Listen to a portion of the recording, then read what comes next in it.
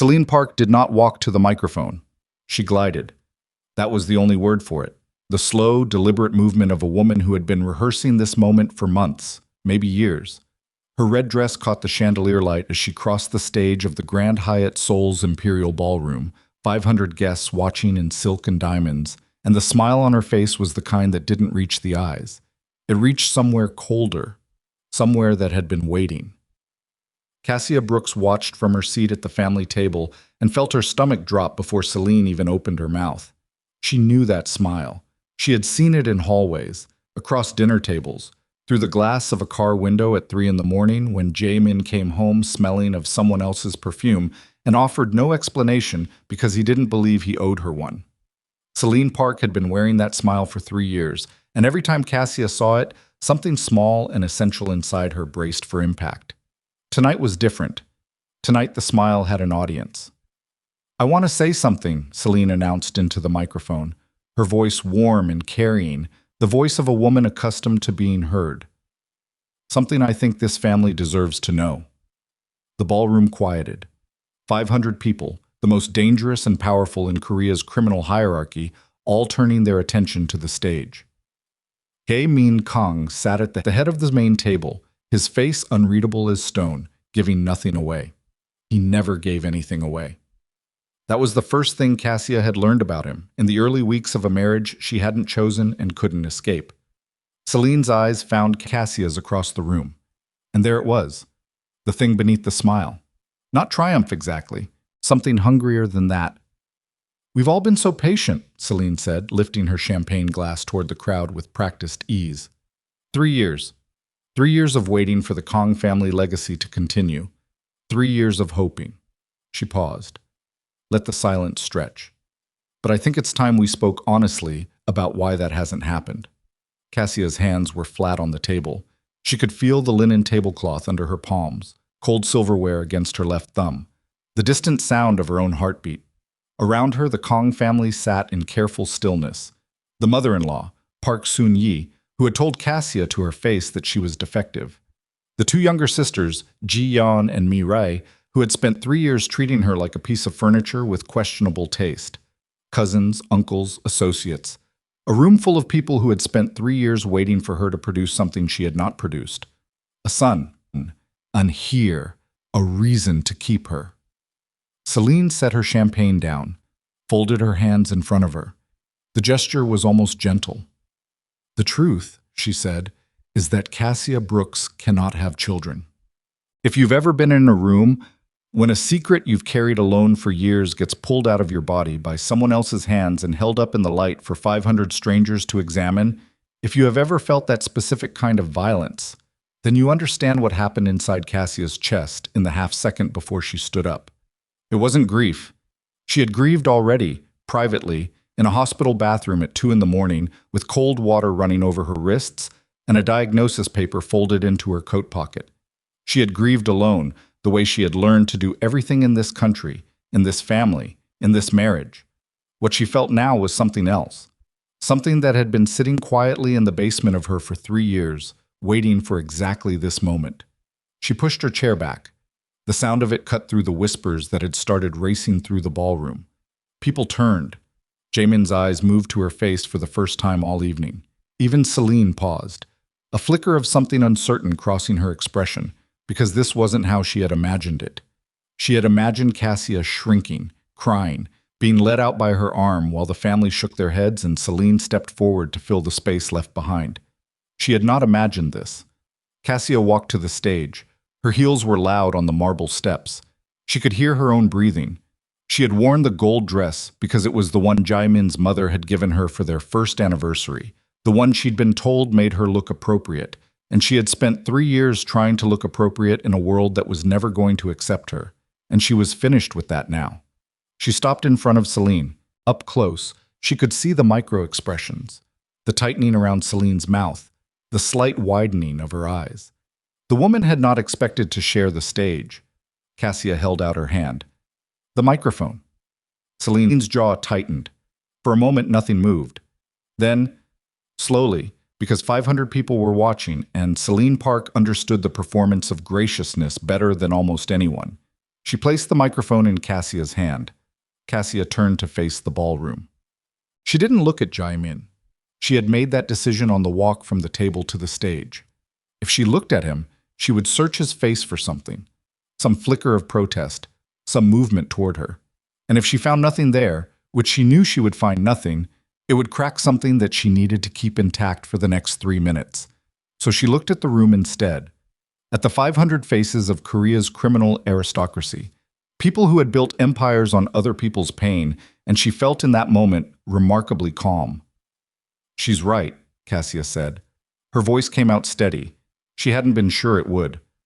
"I can't have children," or, she corrected herself, because precision mattered to her, had always mattered, was the thing that had kept her functional through 3 years of being treated like a problem to be solved. "I was told I couldn't. I received that diagnosis 14 months into this marriage. Primary ovarian insufficiency. My doctors gave me less than a 5% chance of natural conception." The silence in the ballroom was absolute, the kind of silence that has weight. "I didn't tell anyone," she continued. "Not Jaemin, not his mother, not the family. I told no one, because I understood what it would mean. I understood what I was worth to this family." She let that sentence land, watched it move through the room like a current. "So I kept the secret. I kept it while his mother told me I was defective. I kept it while his sisters whispered about me at breakfast. I kept it while every holiday became another reminder of everything I hadn't given them. I kept it for 2.5 years. She stopped. Her throat had tightened slightly, not with tears but with the effort of keeping her voice even. She had not planned to speak this long. She had not planned any of this. She was building it sentence by sentence from whatever was left after 3 years of being unmade. "I'm telling you now," she said, "because I won't let someone else hold my truth over my head like a weapon. If my marriage ends tonight, it ends on my terms. If this family decides I'm no longer necessary, I'd rather hear it said out loud than whispered behind my back for another 3 years." She set the microphone down on the podium, walked off the stage, and then her legs stopped working. She didn't feel herself fall. That was the strange thing she would remember later.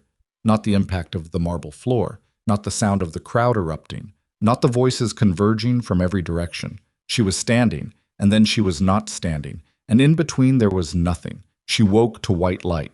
The particular white of hospitals, which she recognized before she was fully conscious because she had spent enough time in them to know its texture.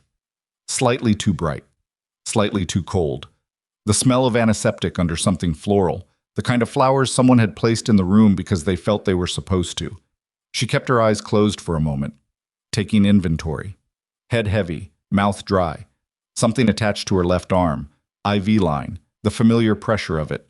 No pain exactly, just an enormous, bone-deep exhaustion, like she'd been running for 3 years and her body had finally simply stopped.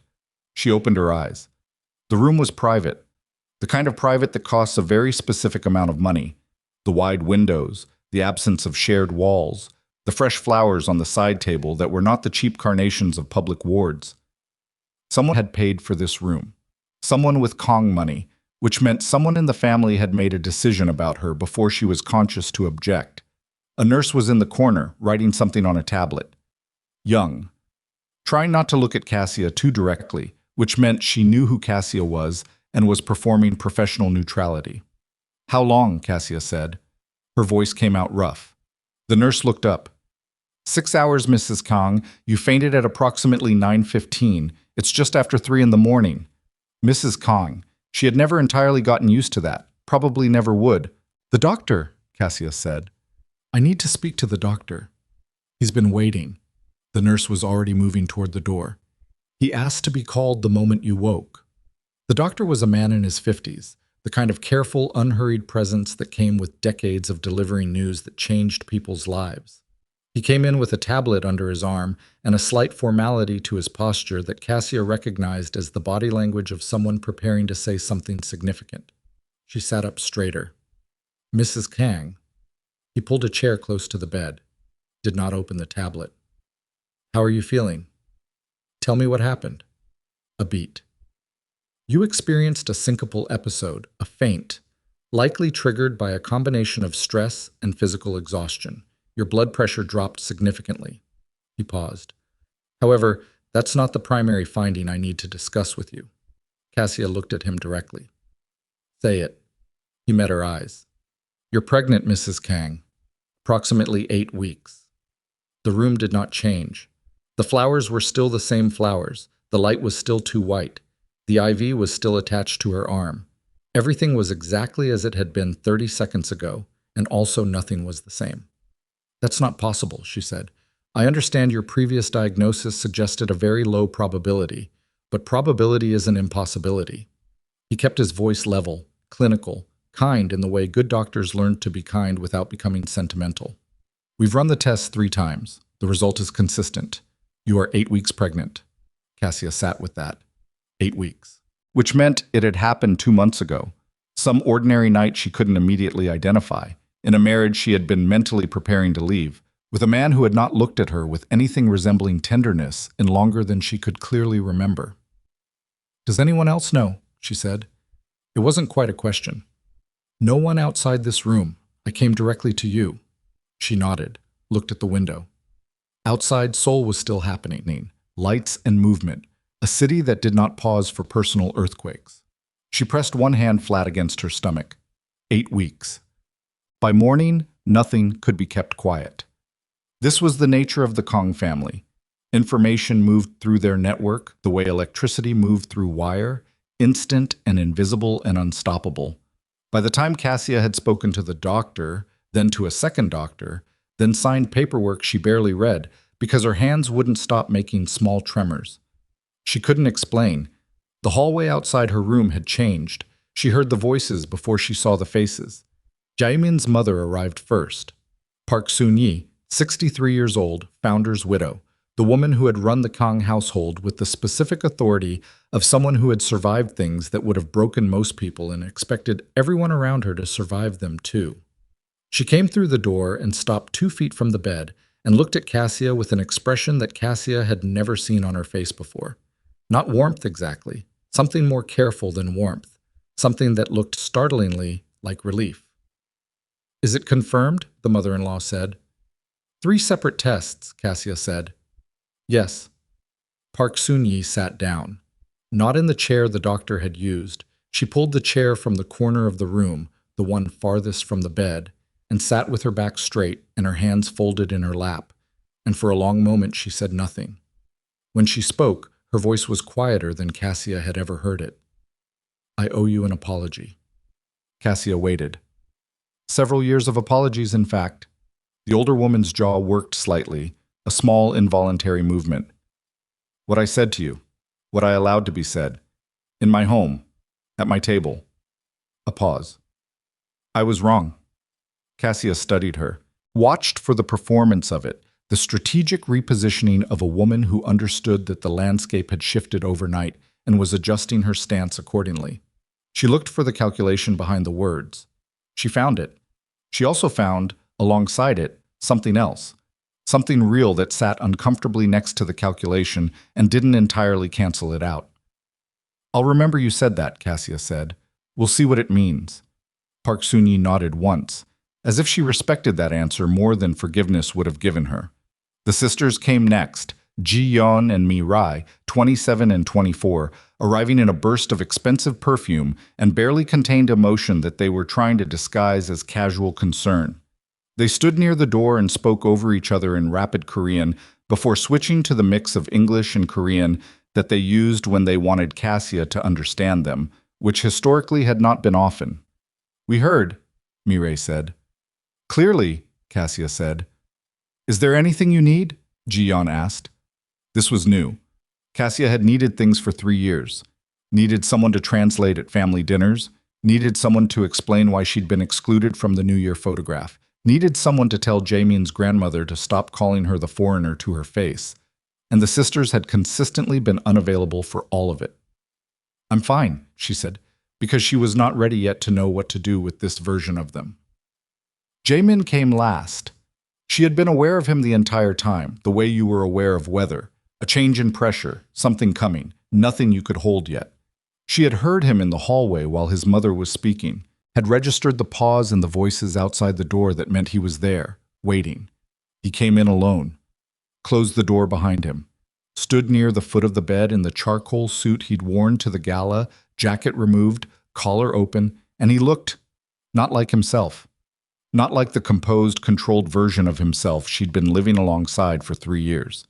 He looked like a man who had been standing in a hospital hallway for hours, trying to figure out what to say, and had arrived without a satisfactory answer. Good, she thought. She didn't know what she wanted from him, but she knew she didn't want the practiced composure. Cassia, he said. Jamin. A long silence. He didn't move closer. She didn't invite him to. 8 weeks, he said finally. Yes. I didn't... He stopped, started again. When you were on the stage, last night, I didn't... You didn't do anything, she said. Not cruelty, just fact. He absorbed that. No, I didn't. I know. Another silence. Outside the window, morning was fully established now, the kind of bright Korean late spring morning that looked cheerful in a way that had always struck Cassia as slightly aggressive, given what was usually happening inside the buildings it illuminated. The divorce proceedings, Jamin said, will have to be reconsidered. She kept her voice neutral. I'm aware. I wasn't going to say that. His voice had shifted, something tighter in it, something that was trying to get through a door he wasn't sure he had the right to open. I was going to say I'm going to handle it differently, whatever you need. She looked at him for a long moment. 3 years of mornings where he'd left before she woke. 3 years of dinners where he'd spoken to everyone at the table except her. 3 years of watching him choose, again and again, the path that led away from her toward the woman in the red dress who had stood at a microphone last night and tried to finish what 3 years of slow erosion had started. You should know, Cassia said carefully, that I don't know what I want yet, except for this. She pressed her hand against her stomach again. The gesture was already becoming instinctive, which surprised her. I want this child to be safe. I want to make decisions without being afraid. And I want whoever is around me to be there because they've earned the right to be, not because of what I'm carrying. Jamin looked at her for a long time. Okay, he said. Just that. No promises. No speeches. Just the word, quietly. Like a man who understood for the first time that he was at a beginning, and that the beginning was going to be harder than anything that had come before, and who was, perhaps, finally ready to attempt it. Cassia nodded, turned back to the window. Down the hall, she knew, the news was already traveling. Through the Kong network, through the family, through the underground channels that connected every criminal dynasty in the city. The woman they had written off was carrying the air. The divorce was dead.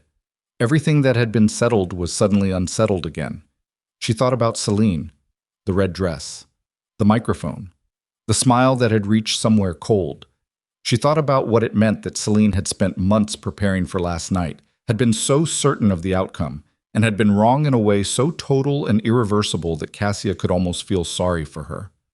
Almost. She pressed her hand against her stomach again. 8 weeks. She hadn't chosen this marriage or this family or this city or this life. She had been delivered into all of it by forces she hadn't controlled, at an age when she'd had no armor left, and she had survived it the only way she knew how, quietly, strategically, without asking anyone for help because help had never reliably come.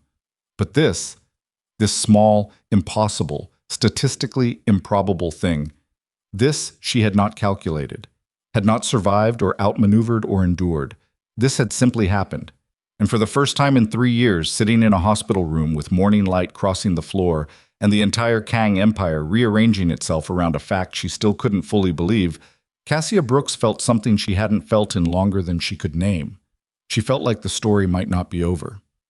Before you continue, if this story already has you feeling something, please hit like and drop a comment telling me what city or country you're watching from. I want to see how far Cassia's story has traveled. Subscribe so you don't miss what comes next. Because what Celine does when she realizes she's lost is something none of us saw coming. The discharge papers took 3 hours. Not because anything was medically complicated, the doctor had been clear, thorough, almost apologetic in the precision with which he'd explained her condition, her options, the list of things she needed to avoid, and the longer list of things she needed to start doing immediately. 3 hours because the Kong family had opinions about discharge papers, about which car she would ride in, about whether she needed a wheelchair to the exit, even though she was perfectly capable of walking, about which of the two private physicians on retainer should be assigned as her primary prenatal doctor going forward. Cassia sat on the edge of the hospital bed and let them argue in the hallway. She could hear it, the low, rapid Korean, the particular cadence of people who were accustomed to making decisions about other people's lives without consulting the person most directly affected. She had learned to identify individual voices by tone alone. Park Soon-yee's voice had a clipped, authoritative quality, every sentence landing like a gavel. Ji-yeon talked faster when she was nervous, which she was now, words stacking on top of each other. Mireille was the quietest of the three, which meant she was usually the one being listened to even when she seemed peripheral. Jaemin said almost nothing. That was also information. The nurse who'd been assigned to her, a different one than the night before, older, more practiced at professional invisibility, helped her change back into the clothes someone had brought from the estate. A soft cream blouse, dark trousers, flat shoes. Practical. Whoever had chosen them understood that she wasn't going home to perform recovery. She was going home to begin something much more complicated. "Is there anything you need before I get the doctor to sign the final forms?" the nurse asked. Cassia thought about it seriously, which the nurse probably hadn't expected. "A few more minutes," she said. "Alone." The nurse left without comment. Good at her job. Cassia sat in the silence and put her hand on her stomach and tried to feel something specific. She wasn't sure what she expected. Some new sensation, some biological signal that her body had reorganized itself around a fact her mind was still processing. There was nothing. She felt exactly as she'd felt for the past 14 months of secretly believing this was impossible. The same body, the same weight of it, the same tired. 8 weeks. She had been carrying something she didn't know existed. The thought arrived sideways. She had been alone in this for 8 weeks already, without even knowing she needed to be.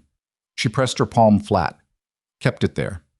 Then she stood up, straightened her blouse, and went to the door. The hallway conversation stopped the moment she appeared. 4 faces turning toward her, the mother-in-law, both sisters, and Jaemin standing slightly apart from the others in the way he always positioned himself, close enough to be present, far enough to maintain the impression of not being entirely involved. "I'd like to go home," Cassia said. "Whichever car is most ready." Park Soon-yee opened her mouth. "The first car," Cassia said, before she could speak. "It doesn't matter which doctor. I'll make that decision this week, with information. Not right now, in a hallway." A pause. The mother-in-law's expression shifted. Not quite surprise, but the particular recalibration of someone realizing the person in front of them was not going to play the role that had been assigned. "Of course," Park Soon-yee said. Jaemin held the elevator. Bottom. The Kong estate sat in the northern hills, behind 2 security checkpoints and iron gates that Cassia had passed through hundreds of times without ever feeling like she was arriving somewhere that was hers. The house was large enough to require staff to move through it efficiently, and old enough to carry the particular silence of buildings that had absorbed decades of people performing their lives inside them. She had never loved it. She had learned the layout, had memorized which floorboards creaked and which hallways the security cameras didn't quite reach, and where the cold spots were in winter. She had learned it the way you learned a place you were surviving, not a place you were living. The car pulled through the second gate, and she watched the house come into view through the window and felt, this time, something different about it. Not warmth, not belonging, something more provisional than that. Something like, "This is where the next chapter happens, and I am not the same person who first walked through those doors." Jaemin was in the front seat. He hadn't tried to sit beside her, which she appreciated. She wasn't sure what she would have done if he had. Moved to the opposite side, probably, because the thing between them was too unsettled for proximity without purpose. His phone had gone off 6 times during the drive. He'd silenced it twice and let it go to voicemail for the rest. She noticed without commenting. The house staff was assembled when they arrived.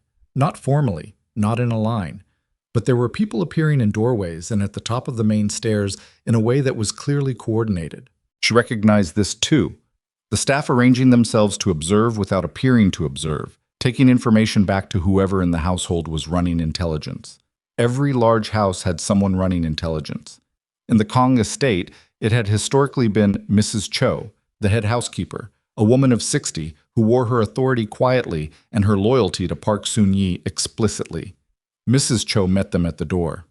"Welcome home, Mrs. Kang." Her eyes moved briefly, almost imperceptibly, to Cassia's midsection. "We've prepared the east bedroom for Mrs. Kang's rest." "I'll use my own room," Cassia said. "Of course." Smooth, immediate. The response of someone who understood that the calculation had changed overnight and was adjusting in real time. Cassia went upstairs. She slept for 4 hours without dreaming, which was unusual for her. She was a light sleeper by nature and circumstance. 3 years in a house where she never entirely felt safe had trained her body to surface at small sounds. But she went under immediately, completely, and came back up 4 hours later to find the room in late afternoon light and Mireille sitting in the chair by the window. Cassia stared at her for a moment. Mireille looked up from her phone, had the grace to look slightly caught. Mom asked me to check on you." "Your mother could have knocked." "I knocked. You didn't answer." "Because I was sleeping." "I know, Mireille set her phone face down on her knee, which was a more honest gesture than she probably intended. "I wanted to make sure you were okay." Cassia sat up slowly. Her head was clearer than it had been. The exhaustion was still there, but manageable now, the kind she could work with. "You've never particularly cared whether I was okay." Mireille's jaw tightened. It's not an accusation," Cassia said. "It's just true. We've lived in the same house for 3 years, and you've spoken to me primarily when your mother asked you to." She reached for the glass of water on the nightstand. Someone had placed it there while she slept. "I'm not angry about it. I'm just not going to pretend the last 3 years didn't happen because the situation changed overnight." Silence. Mireille was looking at her hands. "She called you defective," Mireille said quietly. "My mother. I heard her. I didn't say anything." A beat. "I should have." Cassia drank her water, set the glass down. "Yes, you should have." Another silence. This one felt different, not uncomfortable exactly, but weighted with the particular discomfort of someone sitting inside an honest thing they weren't used to. "I don't know how to do this," Mireille said. "Be your family. I don't know how we do that now." "Neither do I," Cassia said. "But I think we start by being honest about what we were before, instead of pretending we're starting from nothing." Mireille nodded slowly. She didn't get up and leave, which Cassia counted as something. Celine Park was not on the estate. Cassia learned this from Mrs. Cho, delivered with the neutral efficiency of someone reporting weather. Miss Park departed last evening following the incident at the gala. Her belongings from the guest suite have been packed. Cassia processed this. "Who arranged that?" "Mr. Kang." She hadn't expected that. Or, she had, abstractly, in the sense that Jae-min was not an irrational man and rational men removed problems when the problems became visible enough. But the speed of it, the night of, before Cassia had even regained consciousness. Where did she go? "I don't have that information, Mrs. Kang." She looked at Mrs. Cho steadily. The housekeeper had been in this house for 22 years. She had information about everything. "I see," Cassia said. Mrs. Cho didn't elaborate. Cassia didn't push, but she thought about it. Thought about Celine in the red dress, the microphone, the cold, careful smile. Thought about a woman who had spent a decade positioning herself as the eventual Mrs. Kang, who had been so certain of her outcome that she'd been willing to light the fuse in public. That kind of certainty didn't just go home and accept the new reality. That kind of certainty looked for another way. Cassia tucked the thought away, filed it with the other things she was tracking. Dinner that evening was the strangest meal she had ever sat through in the Kang house, which was saying something, because she had sat through dinners where Jae-min's grandmother had questioned her bloodline at the table, and the family had treated it as normal conversation. Tonight the table was different. Park Soon-yi had cooked, not supervised. Cassia could tell from the look of it, the slight unevenness of the plating, the way the jeon had been done by hand, and not with the perfect geometric uniformity Mrs. Cho's kitchen produced. The mother-in-law had stood in her own kitchen and made food with her own hands, which in this family was a language that needed no translation. Ji-yeon kept refilling Cassia's water glass before it was half empty. Mireille had found, from somewhere, a book of Korean prenatal nutrition guidelines, and placed it beside Cassia's plate with the careful casualness of someone who wanted credit for the gesture without appearing to need it. Jaemin ate without speaking. The food was good. That was the thing about it. The food was genuinely good. Not performed good, but the real thing, the kind that came from someone who had learned to cook from their own mother and still carried the muscle memory of it. Cassia ate more than she'd expected to. "You should avoid the kimchi for now," Park Soon-yi said midway through the meal. "The fermentation. Later it's fine, but early stage, I'll ask the doctor," Cassia said. The mother-in-law paused, nodded, didn't push. Progress, of a kind. After dinner, when the sisters had drifted to other parts of the house and the staff had cleared the table, Cassia stayed in her chair with tea going cold in front of her and the peculiar sensation of being alone in a room where someone else was very deliberately not leaving. Jaemin was still at the table. He had his phone face down, which he never did. He was a man whose phone was an extension of the operation he ran. It was never silent, never ignored, never face down. She had sat across from him at countless meals while he managed half of Korea's criminal infrastructure over a screen he didn't bother to hide. Now it was face down on the table and he was looking at her. "You can say something," she said. "I've been trying to figure out what." "That's honest, at least." He exhaled through his nose. It wasn't quite a laugh. "The last thing I said to you before last night was that I'd have the preliminary divorce papers ready by end of month. I remember. You didn't respond. I had nothing to say to it." He was quiet. "Were you going to go?" Cassia wrapped both hands around her tea glass. "Yes." Something moved through his expression. Not surprise, he wasn't surprised, or he shouldn't have been. But the confirmation of it arrived differently than the abstract knowledge of it. "Where?" "Home." She paused. "Atlanta. My mother's sister is still there. I hadn't spoken to her in 4 years, but I thought—" She stopped, edited. She didn't owe him the full geography of her escape plan. "I had somewhere to go." "You never said." "You never asked." The words fell on the table between them and sat there without either of them touching them. He looked at his hands. "I didn't ask a lot of things." "No, you didn't." "Cassia, I'm not doing this tonight," she said, and her voice was even, not sharp, not closed off, just clear. "I'm 8 weeks pregnant and I've been in a hospital and I stood in front of 500 people and said things out loud that I've been carrying alone for 2.5 years. I have nothing left for a conversation about what you should have done differently." She stood. "We'll have that conversation, but not tonight." He stood too. Not to stop her, just the reflex of a man who'd been raised to stand when a woman stood at a table. She'd noticed that about him early on, the small automatic courtesies that coexisted with the larger cruelties. The way you could be polite about some things, and brutal about others, and not see the contradiction. "Sleep well," he said. "I'll try," she said. She meant it. She actually meant it. 3 days passed. The house continued its recalibration. The sisters arrived at her door in the mornings with varying degrees of pretense. Ji-yeon brought herbal supplements that she'd researched online and described at length. Mi-rae brought breakfast and ate half of it herself while they talked about nothing in particular.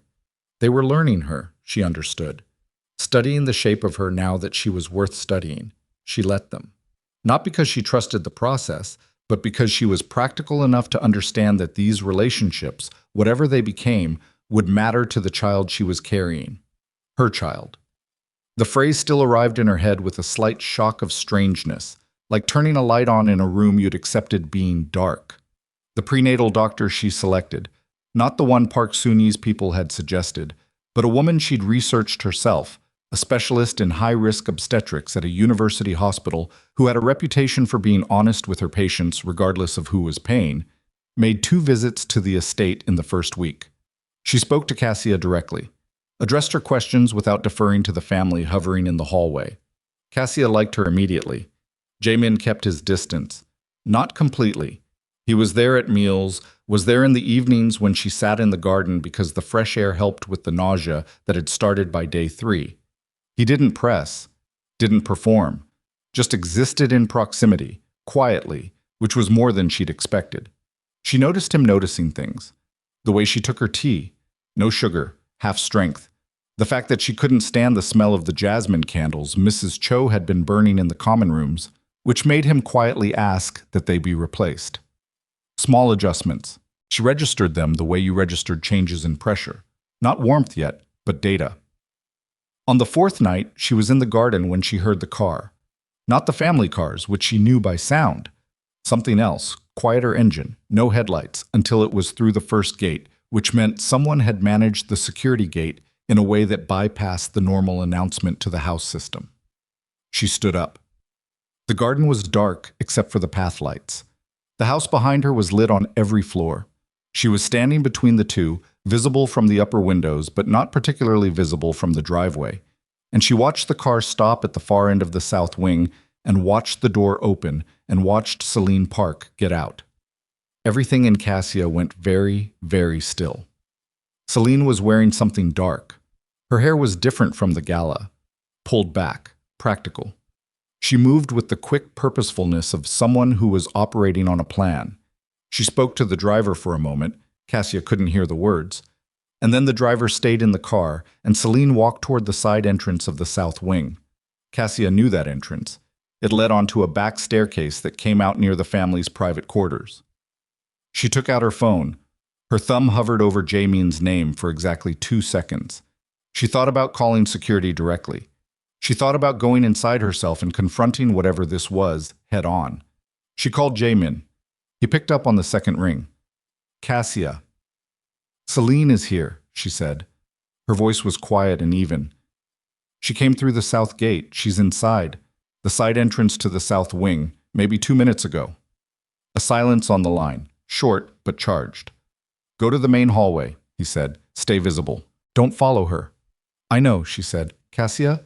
I know, she said again. Just come. She went inside. The main hallway on the ground floor was fully lit, staff moving through it with the routine business of the late evening. She positioned herself near the stairs, visible, with a clear sightline to both the south wing entrance and the main staircase. She kept her phone in her hand, kept her breathing even. She heard Celine before she saw her. Footsteps on the back stairs. Too fast. Urgent. Then a door, and Celine appeared at the south wing entrance and stopped when she saw Cassia standing in the hallway. The two women looked at each other. Celine had been crying. Cassia could see it in the slight puffiness around her eyes, the tightness at the corners of her mouth. She had also been drinking. Not heavily, but enough. The combination of it gave her face an exposed quality, the particular vulnerability of someone who had come here driven by something past the point of calculation. You shouldn't be here, Cassia said. I need to speak to Jamin. Her voice was slightly unsteady. 5 minutes, that's all. He's not going to see you. You don't know that. Celine, Cassia kept her voice level. You need to leave. Don't tell me what to do. The steadiness in Celine's voice cracked slightly on the last word. Do you understand what you've taken from me? Do you have any idea what I... She stopped, pressed her hand against her mouth. The gesture was almost childlike. I've been waiting for 9 years. 9 years of being told to be patient, that the timing wasn't right, that he needed to manage the political marriage first, and then eventually, he never promised you eventually, Cassia said. Did he? The silence that followed that question had a specific weight to it. Celine's face changed. He let you believe it, Cassia continued, because she could see it. The shape of 9 years of a woman arranging her entire life around an understanding that had never been explicitly made. She felt something almost like pity. He let you believe a lot of things. That's between you and him. But what you did at that gala, that was between you and me. And you need to understand that I remember everything. You think you've won something, Celine said. The vulnerability was shifting, hardening. You think because you're pregnant that everything changes. I think everything has already changed, Cassia said. And I think you came here tonight because you know that. The sound of footsteps on the main stairs made both of them look up. Jamin came down with 2 security men behind him. He was in shirt sleeves, no jacket, which meant he'd come directly from his office without stopping. He took in the scene at the bottom of the stairs, Cassia in the hallway, Celine at the south wing entrance, and his face settled into something that had no warmth in it at all. Celine, he said. She turned to him. Something shifted in her expression, the hope that still lived in it, the automatic turning toward him, 9 years of orientation. Jamin, please, just... You're going to leave, he said, and you're not going to come back. You can't just Kim. He said the name without looking away from Celine, and one of the security men stepped forward. Drive Miss Park to wherever she's staying. Make sure she gets there. Jaemin, her voice broke on his name. Don't do this. It was done, he said, when you stood at that microphone. Something crossed Celine's face, grief and fury, and the specific devastation of a person watching the future they'd constructed in their mind dismantle itself in real time. It was not a performance. That was the thing Cassia had to give her. Whatever else Celine was, the pain in that moment was real. The security man touched her elbow gently. She went. The front door closed behind her. The sound of the car outside, then nothing. Jaemin stood at the bottom of the stairs and looked at Cassia. Are you? I'm fine, she said. Not dismissive. True. But you need to know this isn't going to stop. She kept her voice measured, careful. She came here tonight because she hasn't accepted what happened. The gala wasn't an ending for her. It was, she chose the word deliberately, a provocation. He was quiet. You need to understand what kind of person she is when she's lost, Cassia said. I've been watching her for 3 years. When she's winning, she's patient. When she's losing, she stopped, looked toward the door. She's not going to walk away. Jaemin looked at her for a long moment. What do you need? I need you to take this seriously. Her voice didn't rise. Not as a staffing problem or a security adjustment. I need you to understand that your child is in this house, and the woman who tried to take everything from me tonight is not finished. Something changed in his expression. Not the controlled, managed version of him she'd become accustomed to. Something underneath that. Something that was actually paying attention. I hear you, he said. She held his gaze for a moment, testing the weight of it. Then she went upstairs. Behind her, she heard him on the phone. Not his business voice, not the measured cadence of the man managing an empire. Something sharper. She didn't stop to listen. She didn't need to. In her room, she sat on the edge of the bed in the dark and pressed both hands flat on her stomach and thought about Celine's face when the security man touched her elbow. The specific quality of someone who was past the point of pride, who had been carrying something so long it had become structural, and now the structure was failing, and what was underneath was not someone who would accept that gracefully. What was underneath was someone with nothing left to lose. And that, Cassia knew from long experience, was the most dangerous kind of person in any room. She sat in the dark for a long time. Then she reached for her phone and opened a new contact and typed a name. A woman she'd known in Atlanta, before all of this, who worked in a field that was adjacent to the Kang world without being inside it. Someone who knew how to gather information without leaving footprints. She typed a message. Short, professional. The kind of message that gave nothing away if intercepted. I need your help with something. Timeline is urgent. Call me when you can. She sent it before she could think too hard about what it meant. Then she lay down in the dark and waited for morning to come, knowing that the calm of the past 4 days had been exactly what it appeared to be. Not peace, but the stillness before something moved. The contact in Atlanta didn't call back. She texted instead, at 4 a.m. Seoul time, which meant she was still working, which told Cassia something about the kind of work she was still doing. The message was short, saw your name, was wondering when you'd reach out, give me 48 hours. Cassia read it twice, set the phone face down on the nightstand, and stared at the ceiling until the room started to lighten. She didn't sleep. She had learned, in the months after her diagnosis, to exist productively inside insomnia instead of fighting it. She made lists, organized information, ran through variables. The ceiling of the east bedroom was high and white and gave her nothing to look at except the gradual shift of darkness into gray. And she used the time to build a map of everything she knew about Celine Park.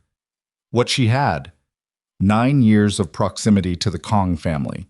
A network of relationships that predated Cassia's arrival by nearly a decade. Access, or former access, to people inside the household who had loyalties that were older than their current employment. The specific intelligence of a woman who had spent nearly a decade learning the architecture of a powerful family's vulnerabilities. What she didn't have: Jaemin, the heir, the legitimacy. What she had left? Nothing. Which meant everything she did from here would be the action of someone who had already lost the thing she was fighting for. And that was a different category of dangerous than anything Celine had been when she still believed she could win. Cassia got up at 5:30, dressed quietly, and went downstairs to the kitchen before any of the staff arrived. She made her own tea, sat at the kitchen island in the particular silence of a large house before it woke up, and thought about the woman who was somewhere in this city planning whatever came next.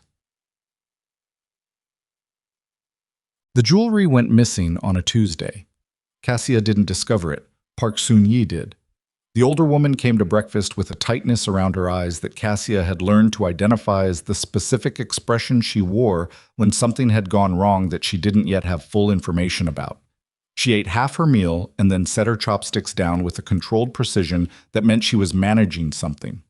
"The Kang anniversary pieces," she said. "The set that was in the case in the upper gallery. They're gone." Cassia looked up. "Since when?" Jaemin said.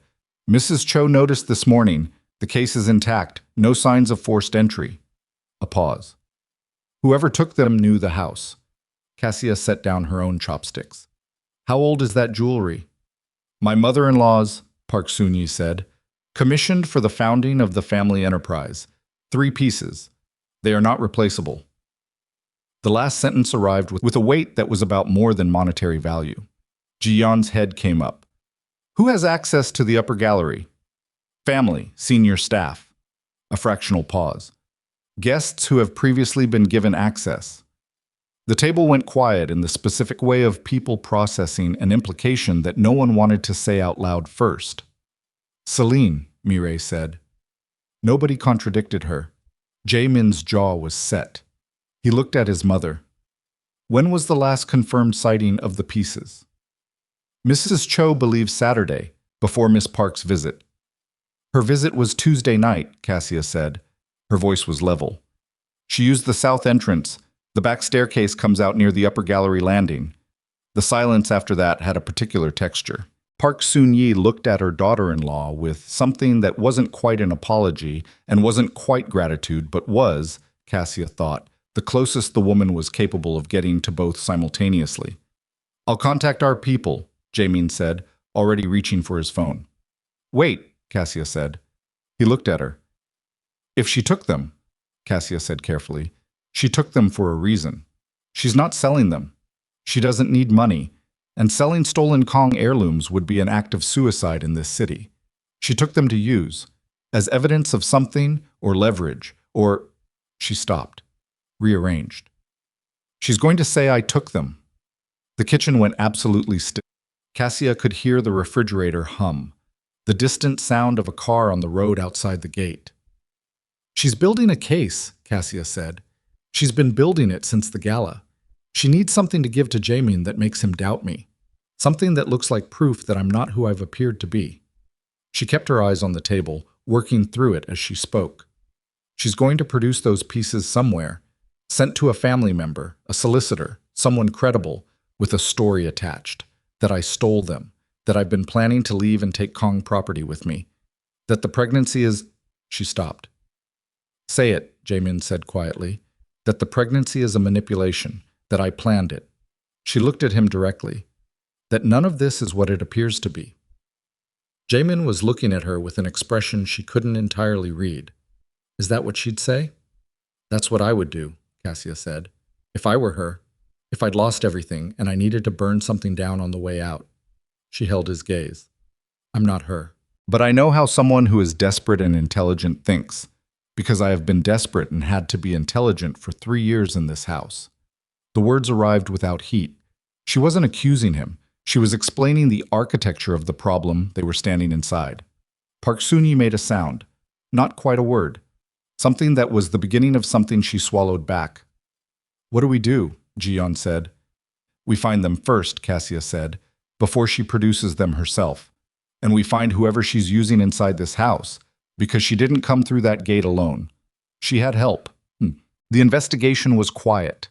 Jaemin ran it through his own people, rather than the household staff, which was the correct decision for reasons that Cassia didn't have to explain to him. Whoever had helped Celine through the gate on Tuesday was still in the house, still performing their normal function, still pretending to be someone with straightforward loyalty. Cassia went about her days. Prenatal appointments with Dr. Shin, who had started coming 3 times a week, and who Cassia was beginning to trust in the careful, provisional way she trusted anyone. Meals with the family. Slow walks in the garden in the mornings because the movement helped and the open air helped, and being in a room with 4 walls for too long made her feel like she was waiting for something to happen to her instead of participating in what happened next. She felt watched, not by the family. They were watching her, but she was accustomed to that, had been accustomed to it for 3 years, just for different reasons. This was something else. The sense of a gaze from somewhere she couldn't identify. She mentioned it to no one, cataloged it. On the 5th day after the jewelry disappeared, Mrs. Cho came to Cassia's sitting room in the early afternoon. Knocked. Came in when invited with the posture of someone carrying something heavier than they wanted to be carrying. "Mrs. Kang," she said, "I need to speak with you." Cassia gestured to the chair across from her. "Sit down." Mrs. Cho sat. She was a woman who held herself with consistent uprightness, a physical formality that was also an armor. Sitting across from Cassia now, that armor was showing its seams. "I know who let Miss Park through the gate," she said. Cassia kept very still. It was Hyun-soo, the night security on the south perimeter. Mrs. Cho's hands were folded in her lap, fingers laced tight. "He came to me this morning. He's been awake since Tuesday. A stop. A breath. She offered him money. A significant amount. He didn't know what she was planning to do inside. He thought it was another stop. He thought it was a private matter between her and Mr. Kang." "It was," Cassia said, "just not the kind he imagined." Mrs. Cho looked at her directly for the first time since she'd sat down. "He also told me what she took with her when she left. It wasn't just the jewelry." Cassia waited. "She had a folder, documents. He saw her with it on the back staircase. He didn't know what was in it." The housekeeper's voice was careful, even. "But he described the color of it, red, tied with a black cord." Cassia's mind ran through the upper gallery. The gallery connected to the corridor outside Jaemin's private study. The study where he kept the operating records, she said. Mrs. Cho said nothing, which was confirmation. Cassia stood up. "Where is Hyun-soo now?" "In the staff quarters. He hasn't left." "Keep him there," Cassia said. "Don't tell Mr. Kang yet." She was already moving toward the door. "Not yet. Give me an hour." She called the Atlanta contact first. "I need to move the timeline up," she said, when the woman picked up. "Whatever you have, I need it now." "I've got partial. You're not going to like the partial." "Tell me." A pause. The sound of something being moved, papers, or a keyboard. "The woman you're dealing with, she's not operating alone. She's been running a secondary operation for at least 6 months, moving money through 2 shell companies connected to a man named Oh Tae-seok. You know that name?" Cassia knew the name. Oh Tae-seok was one of 3 men who operated in the space adjacent to the Kong enterprise. Not quite rival, not quite ally, the kind of relationship that was maintained through careful mutual non-interference and the implicit understanding that interference would be catastrophic for everyone. He was also the man who had manipulated the debt that had forced Cassia's marriage to Jaemin in the first place. The room tilted slightly. "Say that again," she said. "Oh Tae-seok, his people have been in contact with your woman for at least 6 months, possibly longer, but 6 months is what I can document." The contact's voice was flat, professional. "Cassia, this wasn't just jealousy. Whatever she started as, this is bigger now. She's been feeding him information about the Kong operation, and with those documents, he can use them," Cassia said. Her voice had gone somewhere very quiet. "He can dismantle them, the financial records alone." A pause. "This is an extraction operation. She's not trying to get Jaemin back. She's trying to burn the whole thing down and walk out in the smoke." Cassia stood in the middle of her sitting room and felt the shape of the past 3 years rearrange itself into something she hadn't seen from inside it. Celine hadn't been waiting for Jaemin. She had been waiting for the right moment. And the gala, Cassia's confession, the pregnancy, the overnight reversal of everything Celine had positioned herself to inherit, had pushed her into the endgame before she was ready. The jewelry was distraction. The documents were the weapon. And Oh Tae-seok had been holding the door open the entire time. "Can you get me documentation?" Cassia said. "The connection between them, transactions, communications, anything that puts them together." Give me 24 hours. You have 12. A beat. You're in trouble. I'm always in trouble, Cassia said. The difference is now I know the shape of it. She ended the call and stood in the silence and did the arithmetic. 12 hours. The documents were already with Celine, which meant they were already in transit toward Otay Siok, which meant the window for stopping this was not 12 hours. It was less. It was however long it took for a man who had spent 3 years waiting for a clean opportunity to act on one. She went to find Jae-min. I was in his study. She didn't knock. The look on her face when she came through the door made him put down whatever he was reading immediately, which told her that 3 weeks of proximity had taught him something about reading her expressions. Close the door, she said. He did. She told him everything. Methodically, without editorial, the way she'd been trained to present financial risk assessments, facts first, implications second, recommended action third. She told him about Mrs. Cho, about Hyun-soo, about the red folder.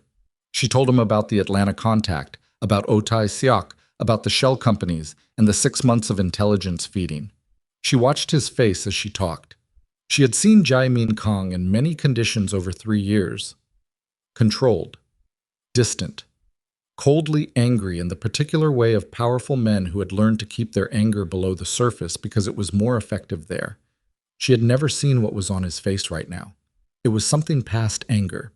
Something that had no performance in it because there was no audience he was managing in this room.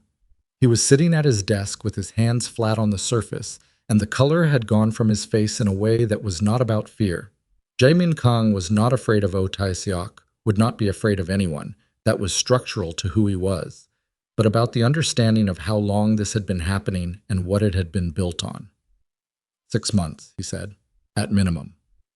She was in this house 6 months ago. His voice was even, too even, the over-control of someone keeping a very heavy thing in a very small container. She was at our table. She was gathering information, Cassia said. Everything she had access to, everything she saw in this house, everything she heard, she was building an inventory. He looked at her. How did you know to look? Because I've been watching her for 3 years, Cassia said. Because when you've been the person everyone underestimates, you learn to pay attention to everything because nobody hides things from you carefully. She kept her voice level. She was careful with you. She wasn't careful with me. I was furniture. Something moved through his expression. The operating records, he said. If Otay Siok gets those, he can take this enterprise apart at the financial foundation. Yes. She kept her eyes on him. How much time do we have before he moves on them? Hours? Maybe less. He was already standing, already reaching for his phone. I need to make calls. Jae-min. She said his name and he stopped. When you make those calls, whatever you're about to do, I need you to understand something first. She held her ground. I'm not telling you this to protect the enterprise. I'm telling you this because that man, Otay Siok, is the same man who engineered my parents' debt. He is the reason I'm standing in this house. He constructed the situation that gave your family leverage over me, and he has been working with the woman inside your home the entire time. Her voice didn't break. This isn't just about the documents. This is about the fact that everything you were told about why I married you was a transaction he designed. The study was very quiet. Jae-min was looking at her with an expression she had never seen on him before. Not the controlled boardroom composure, not the distant indifference of 3 years of a marriage he'd treated as an administrative arrangement. Something stripped of all of that. Something raw. He told me, Jae-min said slowly, that your family came to us. That you agreed. I know, Cassia said. I know what you were told. You were 26 years old. Yes. With no family left and a debt you couldn't… Yes. He stopped speaking. His hands, she noticed, were no longer flat on the desk. They were at his sides, slightly clenched, the only external sign of what was happening behind his face. I need you to go upstairs, he said finally. His voice had changed. Not cold, not managed. Something that was trying very hard to be functional in the presence of something it didn't know what to do with yet. I need you to go upstairs and I need to make these calls and then… He stopped. Then we need to finish this conversation. We do, she agreed. She went to the door, stopped with her hand on it. Jae-min, she said without turning around. Whatever you're about to do, Don't let her get out of this city. She felt rather than heard him go still. I won't, he said. I won't, he said. What? She was upstairs for 40 minutes. She knew because she watched the clock on her nightstand with the specific attention of someone who needed to track time because it was the only variable she could currently observe. 40 minutes of the house being quiet in a way that was not ordinary quiet. The staff had disappeared, which meant they'd been redirected. She heard cars. 2, maybe 3, leaving through the main gate in a sequence that was faster than normal household movement. Then footsteps on the main stairs. Not Jaemin. Too light. She had the footsteps of this house memorized. Mireille came through the door without knocking, which meant something had happened that overrode the small social protocols they'd been rebuilding. Her face was white. What? Cassia said.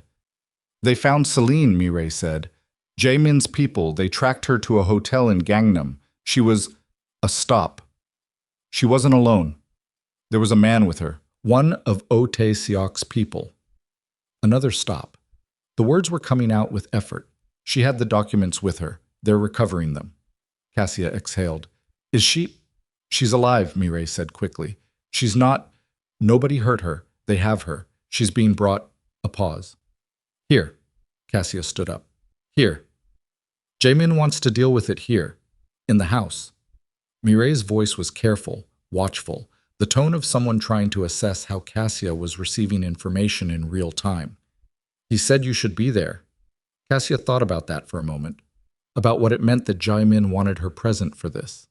3 weeks ago, 3 weeks, barely more, she had been a woman he was preparing to divorce, a woman he'd spent 3 years looking past. And now he was bringing the accounting of 3 years of betrayal into his own house and asking her to be in the room.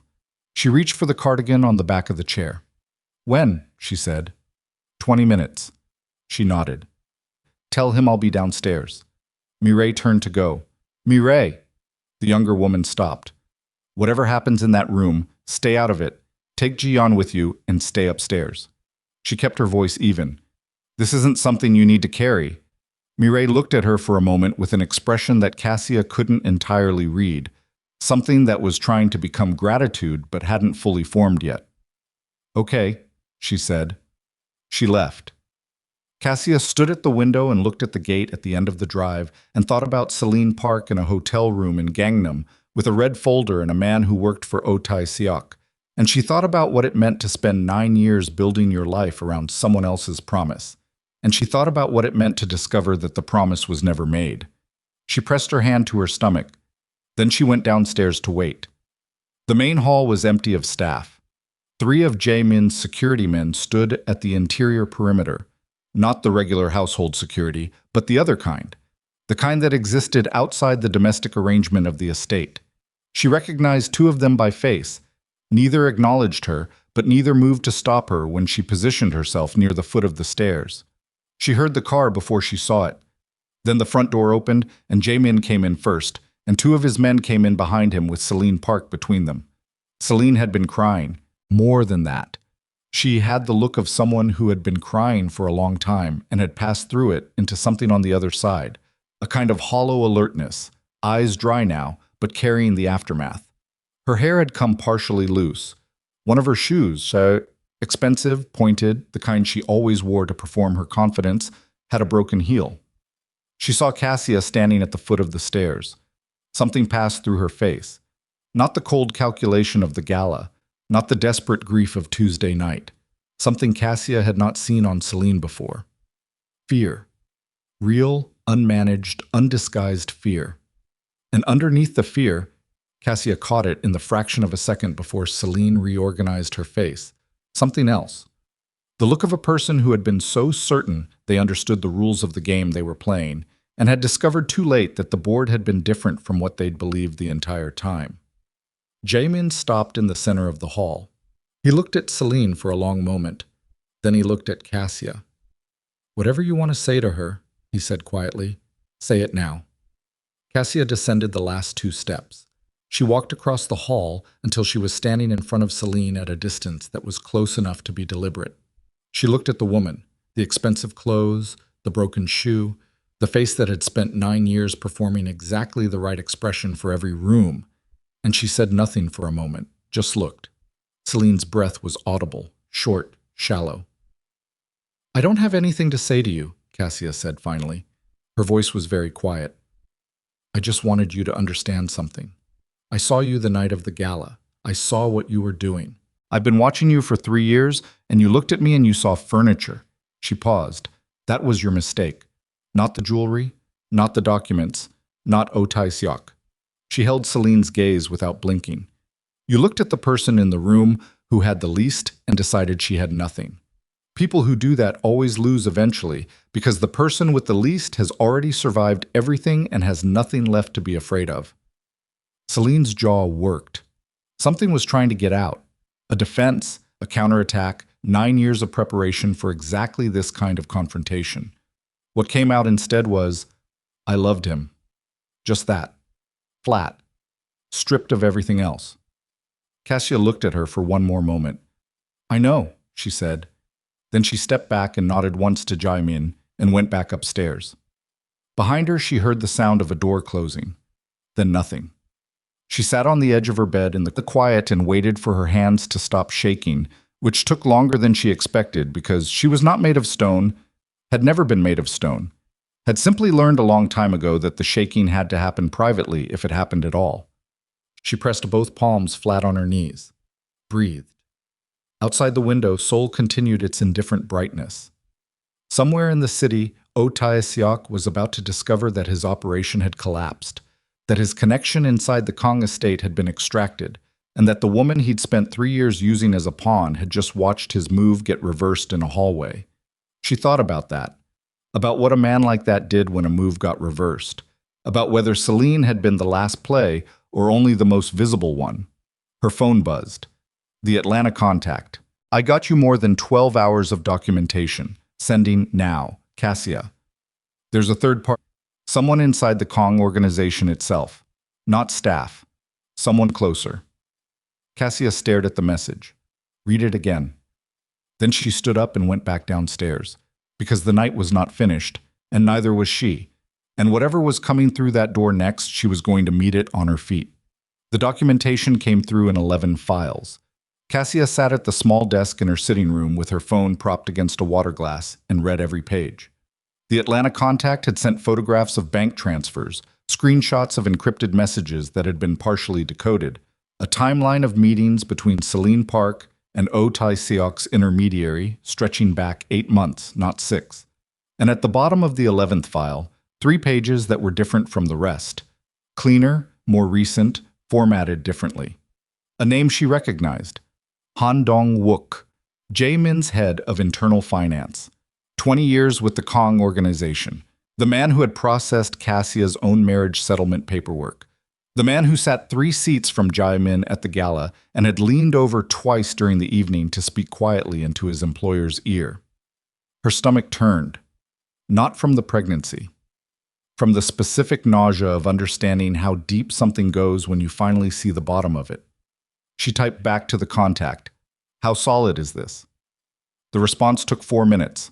Solid enough to move on. 3 independent transaction records. His personal account, not a proxy. He's been receiving payments for 14 months. 14 months. Cassia did the arithmetic without wanting to. 14 months ago, she had received her diagnosis. She had told no one. She had folded the paper into her coat pocket and carried it alone. And 14 months ago, someone inside the Kong organization had begun feeding information to Oh Tae-seok about the family's financial structure, about Jae-min's expansion plans, about the vulnerabilities in the enterprise's legal insulation. She thought about what else Han Dong-wook would have had access to 14 months ago. Her medical records.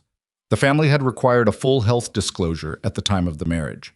Those records were maintained in the estate's private archive, which Han Dong-wook administered, which meant Oh Tae-seok had known about her diagnosis almost as long as she had, which meant the entire pressure campaign, the family's cruelty, the whisper network about her infertility, possibly even Celine's specific timing at the gala, had not been organic. It had been managed, fed. Someone had been keeping the wound open because a damaged, isolated wife was easier to remove than a stable one. She stood up too fast and had to put her hand on the desk. Breathed through it. Then she went to find Jae-min. I was in the study with two of his senior men, one of whom she recognized and one she didn't. The door was open. She came to the threshold and he looked up immediately, read whatever was on her face, and said to the room without looking away from her, "Give us a minute." The two men left. One of them pulled the door mostly closed behind him. Jaemin was around the desk before she crossed the room, not touching her. He still moved with that careful restraint around her, the awareness of a man who understood he did not yet have the right to close distances without invitation, but close enough that she didn't have to project her voice. She handed him the phone. He read. She watched his face. The controlled expression held for the first two files, then something in his jaw shifted, a small tightening, and by the sixth file the control was still there, but it was costing him something visible. He got to Han Dong-wook's name. He stopped. The room was very quiet. 14 months, she said. I see it. He had access to my medical records. A pause. The phone in his hand didn't move. I know. Jaemin, she kept her voice even. Your mother said things to me. Your sisters. The staff treated me like a problem to be managed. And I spent 3 years believing it was because I'd failed to produce an heir and this family had decided I was less than. She stopped, steadied. Some of that was real, but some of it was being fed. Someone in your house was making sure that I stayed damaged and isolated, because a woman who has been told enough times that she is worthless stops looking for the exits. He set the phone down.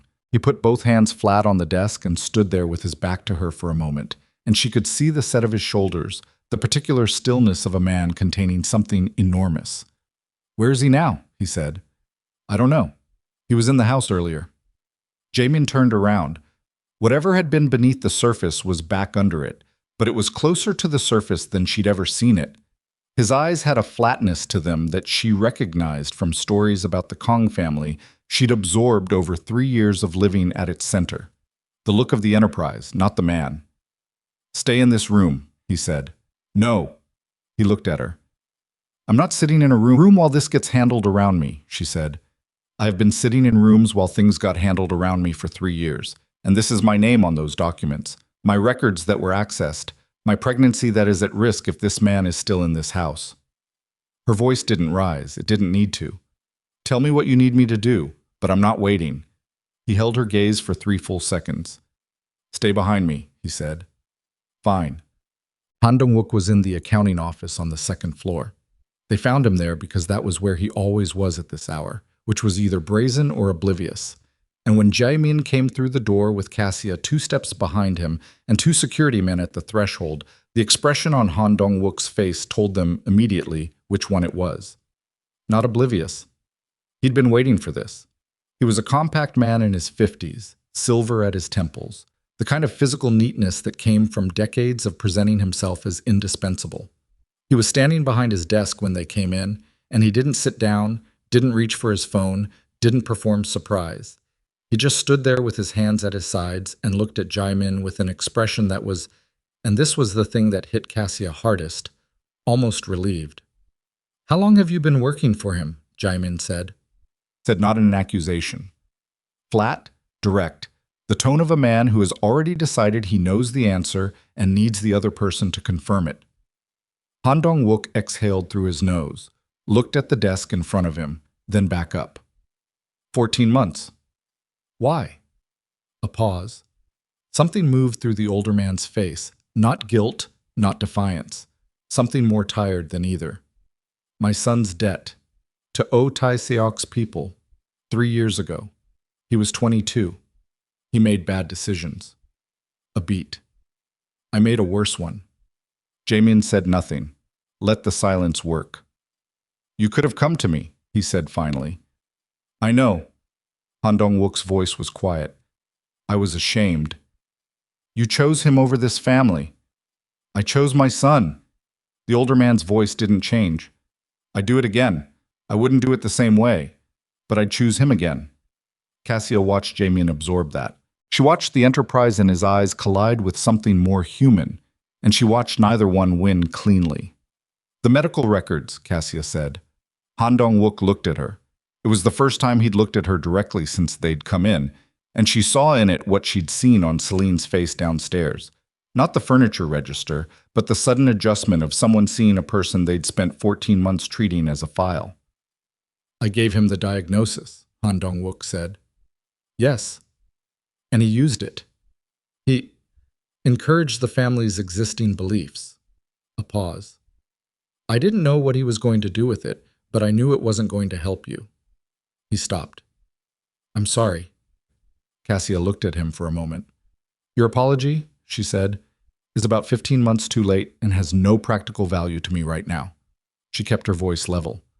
What does have value is everything you know about Oh Tae-seok's operation, who he works with, where his insulation is, how he moves money. She paused. That's what you can give me. And if you give it completely, I'll tell my husband the conversation about your son's debt should happen differently than the conversation we're having right now. Han Dong-wook looked at Jae-min. Jae-min said nothing, gave nothing. The older man looked back at Cassia. Something shifted in his assessment of her, visible, unwilled. The kind of shift that happened when you'd been wrong about someone for long enough that the correction arrived with its own force. Sit down, he said. Not to her, to Jae-min. Both of you. This is going to take a while. It took 90 minutes. By the end of it, they had the structure of Oh Tae-seok's network laid out across 3 pieces of paper on the desk between them. Not the full picture. Han Dong-wook was clear about what he knew and equally clear about what he'd been deliberately kept from knowing, but enough. The entry points into the Kong financial infrastructure. The 2 government contacts Oh Tae-seok had been cultivating. The legal mechanism he'd planned to use, timed for 30 days from now, that would have triggered a regulatory investigation into the Kang Enterprises property holdings based on the financial records Celine had lifted. 30 days. That was how close it had been. Jae-min sat through the 90 minutes without speaking more than necessary. Questions when he had them, sharp and specific. No visible rage. The enterprise running clean and cold. Cassia sat beside him and tracked every piece of information and cross-referenced it against what the Atlanta contact had sent and filled in gaps when she had them. By the time Han Dong-wook finished, his voice had gone hoarse. Jae-min stood up, looked at his head of internal finance, 20 years, trusted, the man who had processed the paperwork of Cassia's own arrival into this family, for a long moment. Go home, he said.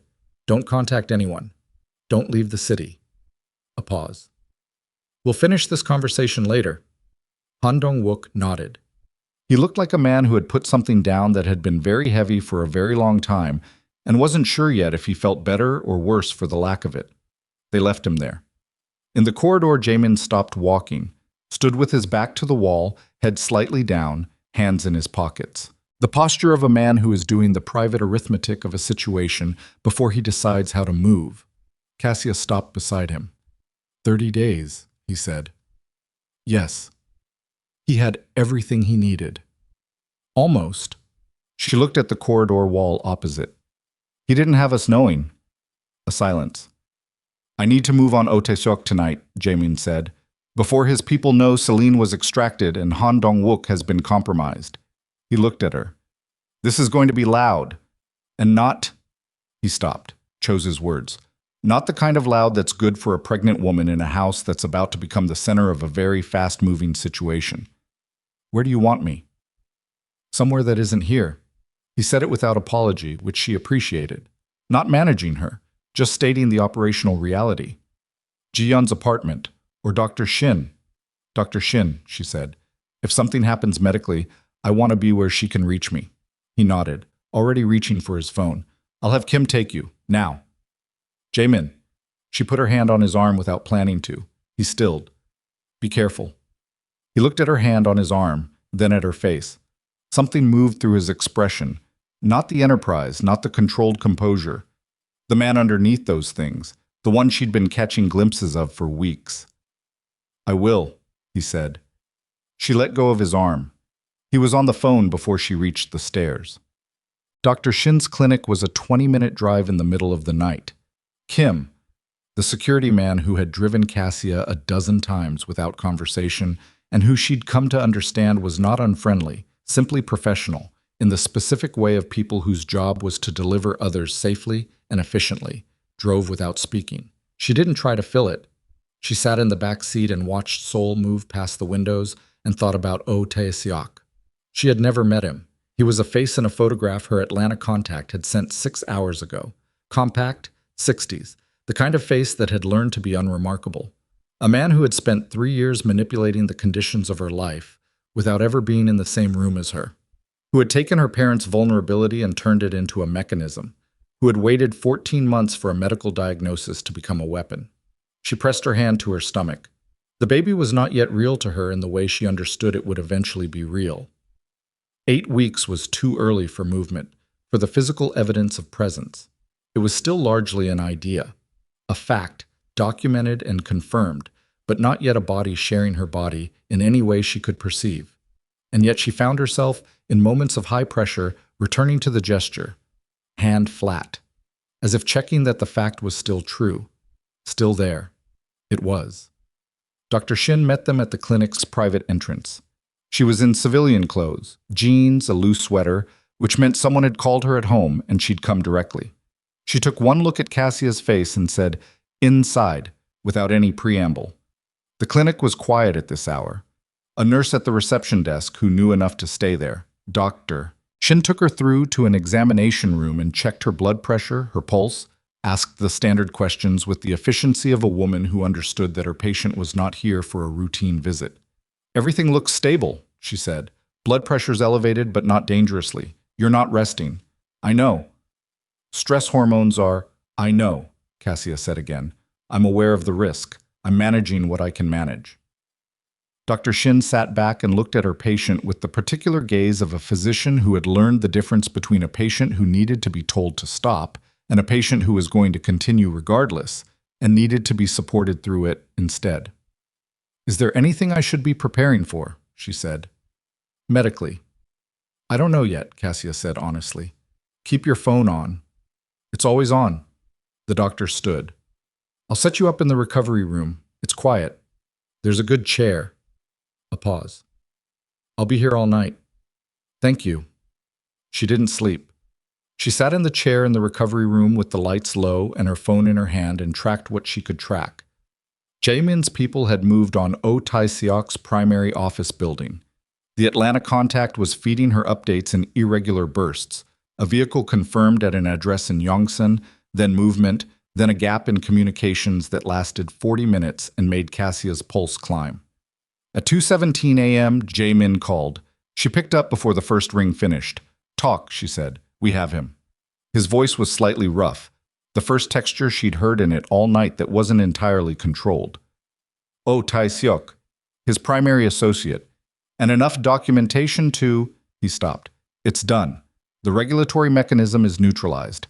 His government contacts have been dealt with." She exhaled, slow, measured, the kind of exhale that had the last 2 hours inside it. "The family?" she asked. "Safe. Everyone." A pause. "How are you?" "Stable." She pressed her free hand to her stomach. "We're both stable." A silence on the line. Not empty. The kind of silence that had things in it that weren't words yet. "I'll come to you," he said. "It's almost 3 in the morning." "I know what time it is." She didn't argue. "I'm at Dr. Shin's clinic. Kim has the address." 20 minutes, he said. He hung up. She sat in the chair in the quiet room and let herself feel, for approximately 90 seconds, the full weight of the night. The files, Han Dong-wook's hoarse voice, the drive through the empty city, the 40 minutes of silence from the contact while she sat with her hand on her stomach and did not let herself think about the specific scenarios filling that silence. 90 seconds. Then she straightened in the chair, pressed her palms to her knees, and began thinking about what came next. Because Oh Tae-seok had been contained, not eliminated. Because Celine Park was in Kang custody, but that was a temporary state, not a permanent resolution. Because Han Dong-wook had given them everything he knew, but everything he knew had limits. Because the thing that had been built against this family over 14 months did not dismantle in a single night, however decisive. And because someone, the contact's last message, was still sitting in her phone, unresolved, someone inside the Kang organization at a level above Han Dong-wook had helped Oh Tae-seok build his access in the first place. She was still thinking about it when she heard footsteps in the corridor. Too quick for Jaemin. He'd said 20 minutes, and it had been 12. She stood up. The footsteps stopped outside the door. A pause that lasted slightly too long. The door handle moved. Cassia picked up the chair beside her by the back rail. Not thinking, pure instinct, the months of cataloging threat and preparing response, and held it between herself and the door as it opened. Celine Park came through it. She was still in the clothes from the estate. One of her shoes still had the broken heel. Her eyes were the eyes of a woman who had passed through grief and calculation and grief again and arrived somewhere on the other side that had no more strategy in it. She had something in her right hand. Not a gun. A knife. Small. The kind that lived in a coat pocket. The kind that people who had grown up in dangerous proximity to dangerous men kept.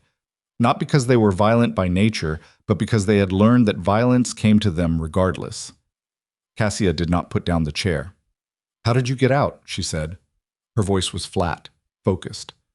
"The man watching me is 23 years old, and he believed me when I said I was sick." Celine's voice had no triumph in it. "I've been doing this for 9 years. I know how to make men believe what's convenient. Put that down." "Cassia." She said the name like something that had a difficult taste. "You told me I lost because I didn't see you, that I looked at you and saw furniture." She took one step into the room. "You were right. I didn't see you, but I see you now." Another step. "And what I see is a woman who is about to have everything I spent 9 years building toward, and she got there in 8 weeks." "I got there," Cassia said, "because I survived everything you helped arrange." Celine's face contracted. "I didn't arrange." "You were in contact with Ote Siak," Cassia said. "You know what he did. You know why my parents' debt existed. You know what it took to put me in that house, because the house is what you wanted, and someone had to clear the way for a political marriage that created the vacancy you needed." Her voice was steady, but her hands on the chair rail were not, and she didn't pretend otherwise. "Did you know he engineered it specifically, or did you just not ask?" Celine's breathing was audible now. "I didn't know," she said. "Not at first." A pause that carried its own admission. Later I knew more than I should have, and I didn't stop it." "No," Cassia said. "You didn't." "I loved him." The words came out stripped of everything. I know it doesn't justify." "It doesn't," Cassia said. "It doesn't justify any of it. Love doesn't give you the right to destroy another person's life, and it doesn't make the destruction less real because your feelings were genuine." She kept the chair between them. "I know you loved him. I've known that for 3 years. It's the only thing about you that makes sense to me." Celine was close enough now that Cassia could see the tremor in her right hand. The knife was not being held with the steadiness of intent. It was being held with the desperation of someone who had picked it up because they needed to feel like they had something, and who was discovering that it wasn't providing the sensation they'd hoped for. "You need to put that down," Cassia said. Her voice had shifted, quieter, more direct, not commanding, addressing the actual situation. "I'm pregnant. You came here with a knife. Whatever you came here to do or say or feel, you need to understand what happens if this goes wrong. Not to me, to you." She held Celine's gaze. "You need to understand who you become if this goes wrong." Celine's hand was shaking now, visibly. "He was supposed to choose me," she said. The sentence had the quality of something that had been said so many times inside her own head that it had worn grooves. "After everything, he was supposed to—" The door hit the wall behind Celine. Jamin came through it with Kim directly behind him, and 3 seconds of rapid physical displacement happened that Cassia tracked but couldn't fully sequence. Kim's hand on Celine's wrist, the knife hitting the floor with a sound that was too small for what it had represented. Celine's body going slack in a way that was not a decision, but a collapse of whatever had been holding her upright for the past 6 hours. Diamond crossed the room in 4 strides and put himself between Cassia and the rest of the room. His hands found her shoulders, not the Enterprise, the man. "Are you hurt?" "No." She could feel her own pulse everywhere. "I'm not hurt." He looked at her face, searched it. Whatever he found there made something in his own face shift. The relief of it, unmanaged, the kind you couldn't arrange if you tried. Behind him, Celine had stopped struggling. She was sitting on the floor against the wall with Kim standing over her, and she was making a sound that wasn't quite crying and wasn't quite anything else. The sound, Cassia thought, of 9 years of a life finally landing. Dr. Shin appeared in the doorway, took in the scene with the diagnostic efficiency of someone who had learned to process chaos quickly. "Is anyone physically injured?" she said. "No," Cassia said. "Then I'm calling the police." She already had her phone out, not asking, informing. "This is my clinic." Didn't object. Cassia looked at Celine on the floor. The red dress from the gala.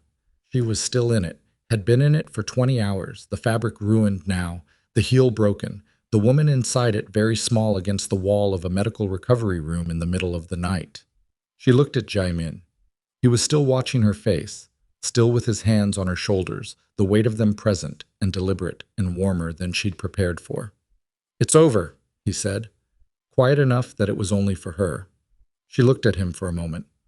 "Not yet," she said, because it wasn't. Because Celine on the floor was the end of one thing and the beginning of the accounting. And accounting took time, and the morning was coming, and the morning would bring the full weight of everything that had been exposed tonight. Han Dong-wook, Oh Tae-seok, 14 months of managed destruction, and all of that would have to be faced in daylight, with clear heads, with the specific endurance required of people who had been through a night like this and had to build something out of the wreckage. But Jae-min's hands were on her shoulders, and she was still standing, and in the corridor outside she could already hear the distant wail of sirens moving through the Seoul night toward them, getting closer, getting louder, arriving at last. The police arrived in 2 cars.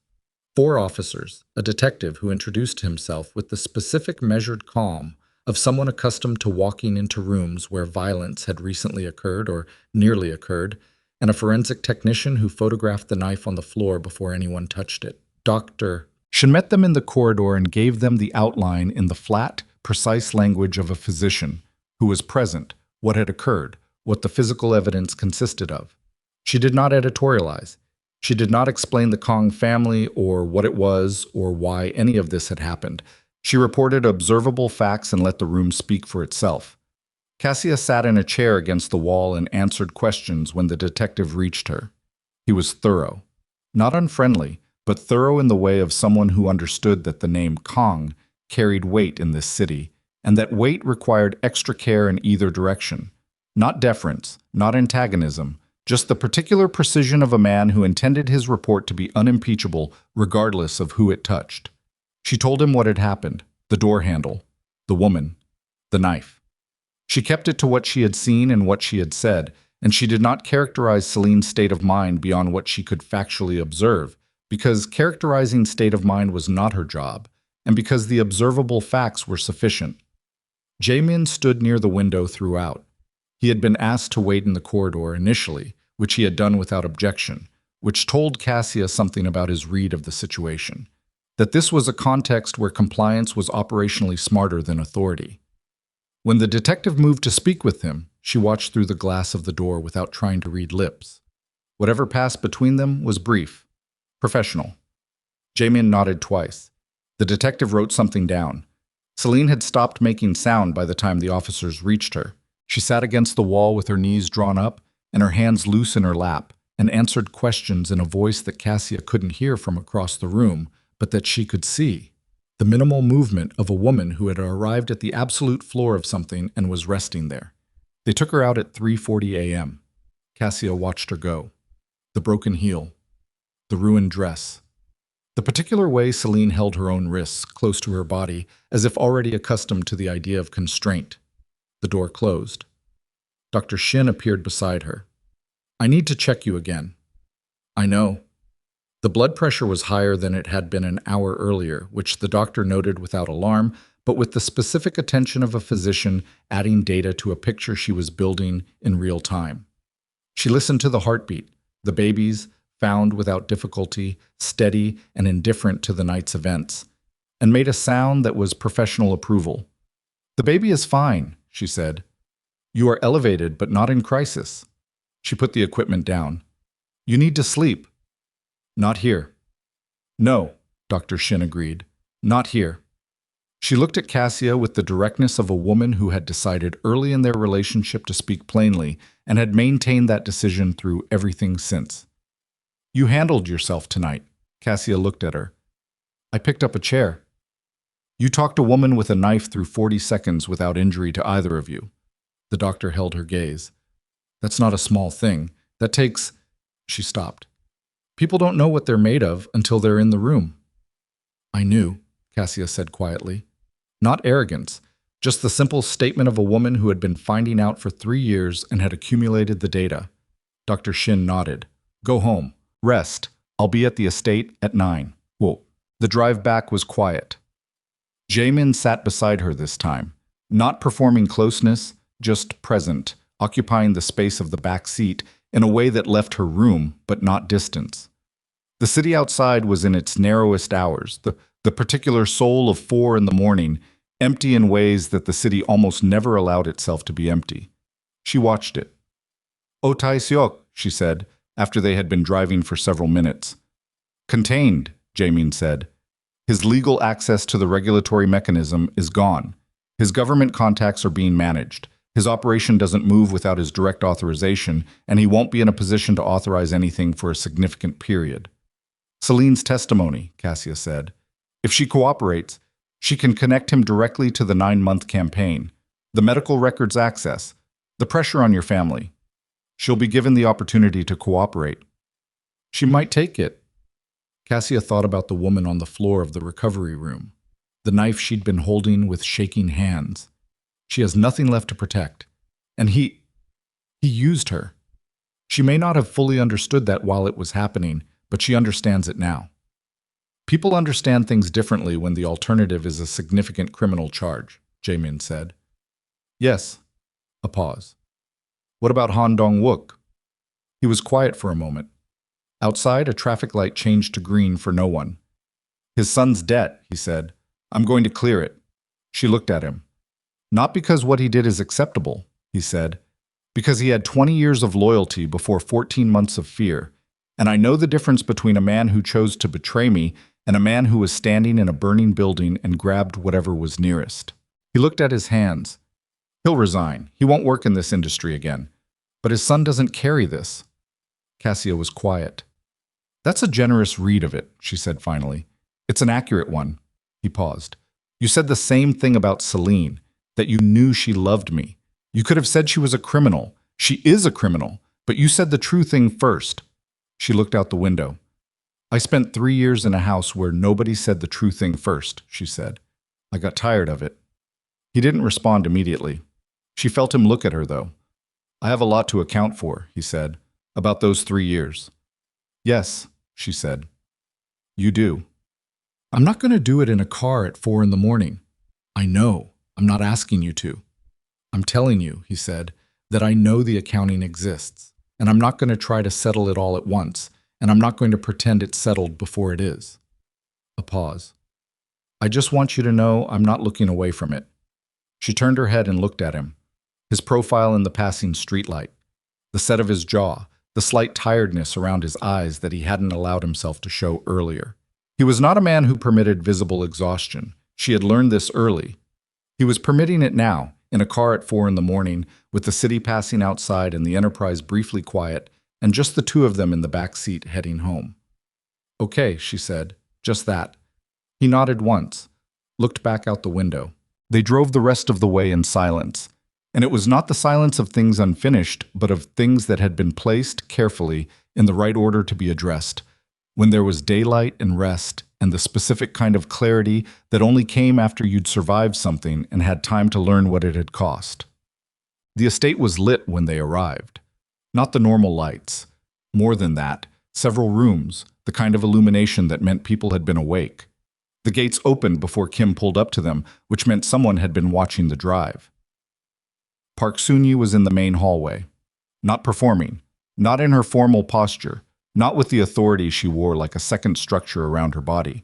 She was in a robe, her hair not arranged, and she was standing at the foot of the stairs the way someone stands when they've been standing there for a long time, because sitting felt like giving up on something.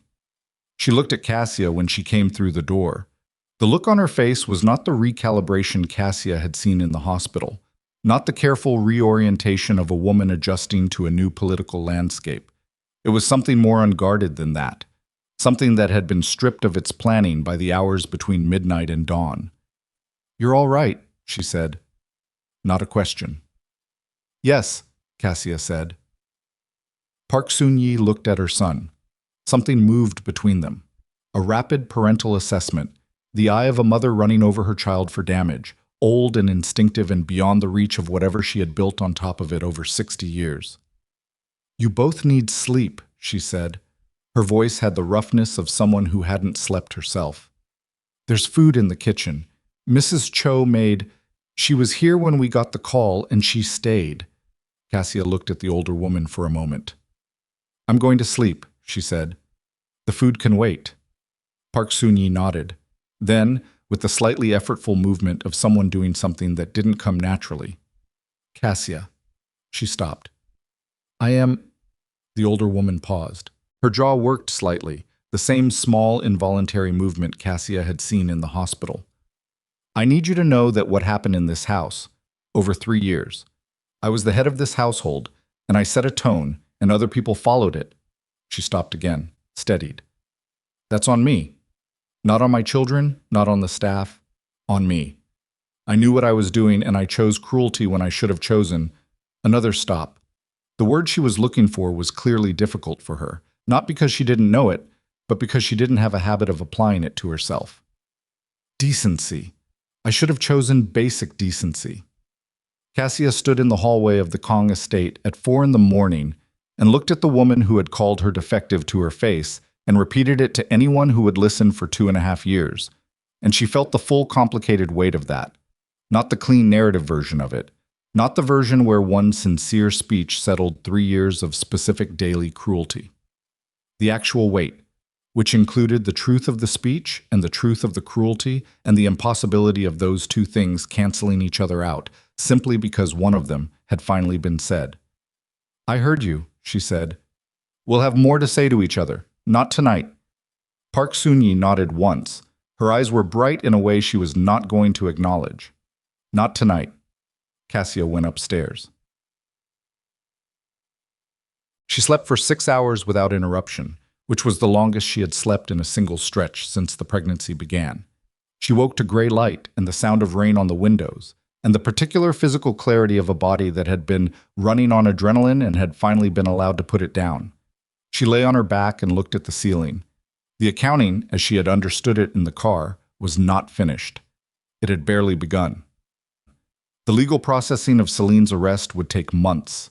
Oh Tae-seok's situation would unfold through channels she would be adjacent to, but not directly inside. Han Dong-wook's exit from the organization would need to be managed. The Kong Enterprises' internal systems, compromised for 14 months, would require a full review that would consume Jae-min's attention for longer than either of them could currently estimate. And there was the conversation, the one she and Jae-min had acknowledged existed without yet having it. The accounting of 3 years that couldn't be settled in a car or in a hospital or in the immediate aftermath of crisis, because crisis created a false urgency and false intimacy, and she was not going to build anything new on a foundation of false. She pressed her hand to her stomach. The rain continued. She got up, showered, dressed, and went downstairs. Dr. Shin arrived at 9, as promised. She examined Cassia in the small sitting room that had been informally converted into her examination space over the past weeks. Good light, a door that closed, a table that served. She was efficient and thorough, and at the end of it she sat down across from her patient and looked at her directly. You're 12 weeks now, she said, past the first trimester threshold. Cassia absorbed this. She had known it was coming, had tracked the weeks, done the arithmetic, but hearing it stated plainly by a physician arrived differently. The risks shift, Dr. Shin continued. They don't disappear, but the primary statistical vulnerability of the early period is behind you. This pregnancy is continuing. She paused. Against what your previous diagnosis suggested, this pregnancy is not just continuing. It is progressing normally. I know, Cassia said. I want to make sure you're letting yourself know it, the doctor said. There's a version of you that's been waiting for it to stop. I've seen it in how you check, how you ask questions. You're prepared for loss. I want you to also prepare, carefully, for the alternative. Cassia looked at her hands. That's harder, she admitted. It usually is. Dr. Shin stood, began packing her bag. The body that survived the diagnosis, the body that carried this through the past 12 weeks of whatever the past 12 weeks have been. She clipped the bag shut. Give it some credit. She left. Cassia sat with that. Outside, the rain had lightened. The garden was visible through the window, wet, somewhat bedraggled, the cherry trees dripping. Nothing like its formal daytime presentation. More honest, she thought, in the rain. She heard footsteps in the corridor and recognized them before the knock. Come in, she said. Jamie came in. He had slept. She could see it in the slight settling of his face, the way he looked when the full performance of control had been allowed to rest for a few hours. He was in a dark sweater and trousers, no jacket, and he carried 2 cups of tea which he set on the table between them with the careful attention of someone who had learned recently how she took hers and was applying that knowledge with a kind of deliberateness that couldn't be called casual. He sat across from her. She wrapped her hands around the cup. It was exactly right. Half strength, no sugar. She hadn't told him. He had just watched. 12 weeks, she said. He nodded. Dr. Shin told me. She was in the hallway. A pause. With your permission. I don't mind. The rain made a sound against the window. The garden dripped. I need to tell you something, Jamie said. And I want to tell you all of it, not part of it, so I'm asking you to let me finish before you respond. She looked at him steadily. Okay? He looked at his tea, then at her. When I agreed to the marriage, he said, I was told your family came to mine, that you were agreeable, that you had been made aware of the terms and had accepted them. He kept his voice even, but it was a different evenness than his operational control. It was the evenness of someone going slowly and carefully because the terrain was rough. I didn't investigate that. I had 3 other situations requiring my attention that year, and the marriage was presented to me as already arranged, and He stopped. I treated you like an arrangement, from the beginning. I treated the thing you were told was a choice, that was never a choice, like a completed transaction. She said nothing. Let him finish. I knew you were unhappy, he said. Within the first year I knew. I saw it. I chose not to examine what I saw because examining it would have required me to ask questions I hadn't asked before the arrangement was made, and the answers to those questions would have required me to do something I wasn't ready to do. He looked at his hands. I was not ready to be accountable for what I hadn't asked. The rain. And so I made it your failing, he said. Every month that passed without a pregnancy, every dinner where you were quiet, every look on your face that I couldn't read and chose not to try, I filed it under. She is not adapting. She is not trying. She is not meeting the terms of a bargain she supposedly made. He paused. I made it yours because it was more convenient than making it mine. Cassia was very still. I'm telling you this, he said, not to ask for forgiveness right now. I'm not asking for that. I'm telling you because you said something to me in the hospital. You said the only thing that mattered was that whoever is around you should be there because they've earned it. He looked at her directly. I haven't earned it. I know I haven't earned it. And I want you to know that I know, because I am not interested in moving forward from a position of, he searched, of pretending we're starting fresh. We're not starting fresh. We're starting from a very specific and damaged place, and I know what I contributed to the damage. Cassia picked up her tea, held it. Outside, a branch moved against the window in the wind. The night of the gala, she said, when I walked to the stage. Yes. You didn't move. Not accusatory. Just the statement of a thing that had happened. You sat there. He looked at her. Yes, I sat there. Why? A long pause. Because I was... He stopped, started again. I've spent 20 years in situations where you identify the threat and you move toward it or away from it based on operational judgment. And in that moment, I couldn't calculate the situation. I sat there because I didn't know what the right move was, and I defaulted to stillness. His jaw tightened slightly. It was a coward's default, and I knew it while I was doing it. She absorbed that. After I collapsed, she said, in the car to the hospital. What were you thinking? He was quiet for a moment. That I had sat still while my wife walked across a room and exposed the hardest thing she'd ever carried in front of 500 people, alone. He looked at her. And that I had been making her do things alone for 3 years. She set the cup down. She looked at him. At this man she had been delivered to at 26 years old, this man she had lived alongside for 3 years without living with, this man who had spent a month slowly learning how she took her tea and how she held herself in the garden and what her face looked like when she was managing more than she was showing. And she felt the full complicated reality of him. Not a villain, not a hero. A man who had chosen convenience over accountability and had spent 3 years making her pay for that choice, and who was sitting across from her now in a wet garden morning, no audience, no enterprise, just himself, trying to say the true thing first. "I'm not going to forgive you today," she said. "I know. And I'm not going to make you a list of things to do to earn it. I'm not asking for a list. I'm going to—" She stopped, found the right words. "I'm going to pay attention to what you do, not what you say you're going to do. I've been paying attention to what people do for 3 years, and I'm good at it. And if you mean what you're saying, I'll see it over time." She looked at him steadily. "And if I see it, I'll tell you." He held her gaze. "That's fair," he said. "It's not generous," she said, "but it's honest." "I don't need generous," he said. "I need honest." She picked her tea back up. They sat in the sitting room while the rain slowed and the garden gathered itself outside the window, and the house moved around them in its morning rhythms, and they didn't say anything else for a while, which was its own kind of beginning. The weeks that followed were not easy. She had not expected them to be easy, and she was not disappointed.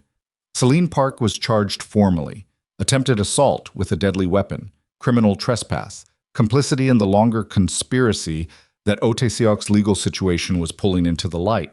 The charges were processed through a court system that treated the Kang name with the particular caution of institutions that understood power without being controlled by it. Celine did cooperate. Her testimony about Otesiok was, as Cassia had predicted, comprehensive. The testimony of a woman who had understood herself to be using a man and discovered too late that the architecture had been reversed. Otesiok's operation took 11 weeks to formally dismantle. It was not quiet. There were men who lost significant money and who were disinclined to absorb that loss without communicating their displeasure through various channels. And those channels required management, and the management required Jaemin's sustained attention in a way that kept him from the estate for long hours and sometimes days at a time. He called when he was away, every day. Not long calls. She was not someone who needed to be talked at from a distance, and he was not someone who found performance of connection natural. But a call, his voice, an account of where things were, an occasional question about how she was, asked with the plainness of someone who wanted the actual answer rather than the reassuring one. She gave him the actual answer. That was new, that she could give it without calculating the cost of honesty first. Park Soon-yi came to her one morning in the 8th month and sat across from her in the sitting room without preamble. She had a box with her, small, lacquered, dark wood, which she placed on the table between them and did not immediately open. "I need to tell you the full truth about something," the older woman said. Cassia looked at the box. "All right. When you first came to this house," Park Soon-yi's hands were folded over the box, the same posture of contained force she always carried. "I was told, as Jaemin was told, that the arrangement had been willingly made, but I also—" She stopped, the slight tightening of the jaw. "I had been told by someone, I didn't know his name then, I know now it was Otesiok's intermediary, that you were a strategic placement." Those were the words used, strategic placement. "That your background was advantageous, your education, your access to certain American financial networks." She looked at Cassia directly. "I understood that to mean you had been deliberately selected. I didn't ask what it meant for you." Cassia held the older woman's gaze. "You knew I hadn't chosen it," she said. Park Soon-yi's jaw tightened further. "I suspected, and I chose to frame it as your responsibility to adapt." She stopped. "Because a willing wife who was failing was less troubling to my conscience than an unwilling wife whom I had received into my home." The room was very quiet. "So you made me failing," Cassia said. The same words Jaemin had used, the same architecture. "Yes." The older woman's voice was not steady. It was controlled, but underneath the control something was not steady. "I am telling you this because you are about to give birth to my grandchild, and I am not willing to be a grandmother who holds secrets, and because—" She stopped, looked at the box. Because you are not what I told myself you were for 3 years. And I am not willing to pretend otherwise. Cassia looked at the box. What is that? Park Sun-yi opened it. Inside, nestled in old silk that had the yellowish softness of decades, the Kong anniversary jewelry. 3 pieces. The ones that had been reported stolen. The ones that had been recovered from Celine. These should have been given to you, Park Sun-yi said. When you married. They passed to the wife of the heir. I told myself you hadn't earned them. The truth was that I hadn't accepted you. She pushed the box across the table. They're yours. Cassia looked at the jewelry. The quality of them, even at a glance. The craftsmanship of things made to outlast the people who commissioned them. To carry forward into rooms that didn't yet exist. Into hands that hadn't been born. She put her hand on the box. Did not pick it up immediately. I need you to understand something, she said. Whatever we build from here, you and I, it has to be built on what you just told me, not on the version of events where you were simply misled. You made choices. I'm not saying they were unforgivable.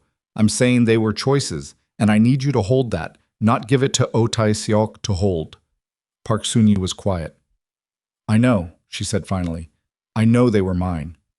Then we can start, Cassia said. Not from here. From acknowledging where here actually is. The older woman looked at her for a long moment. There was something in it that Cassia had not seen there before. Not admiration exactly, but the specific regard of someone encountering a quality they recognize as their own, in a person they had underestimated, and having the honesty to acknowledge the recognition. You are, Park Sun-yi started, stopped.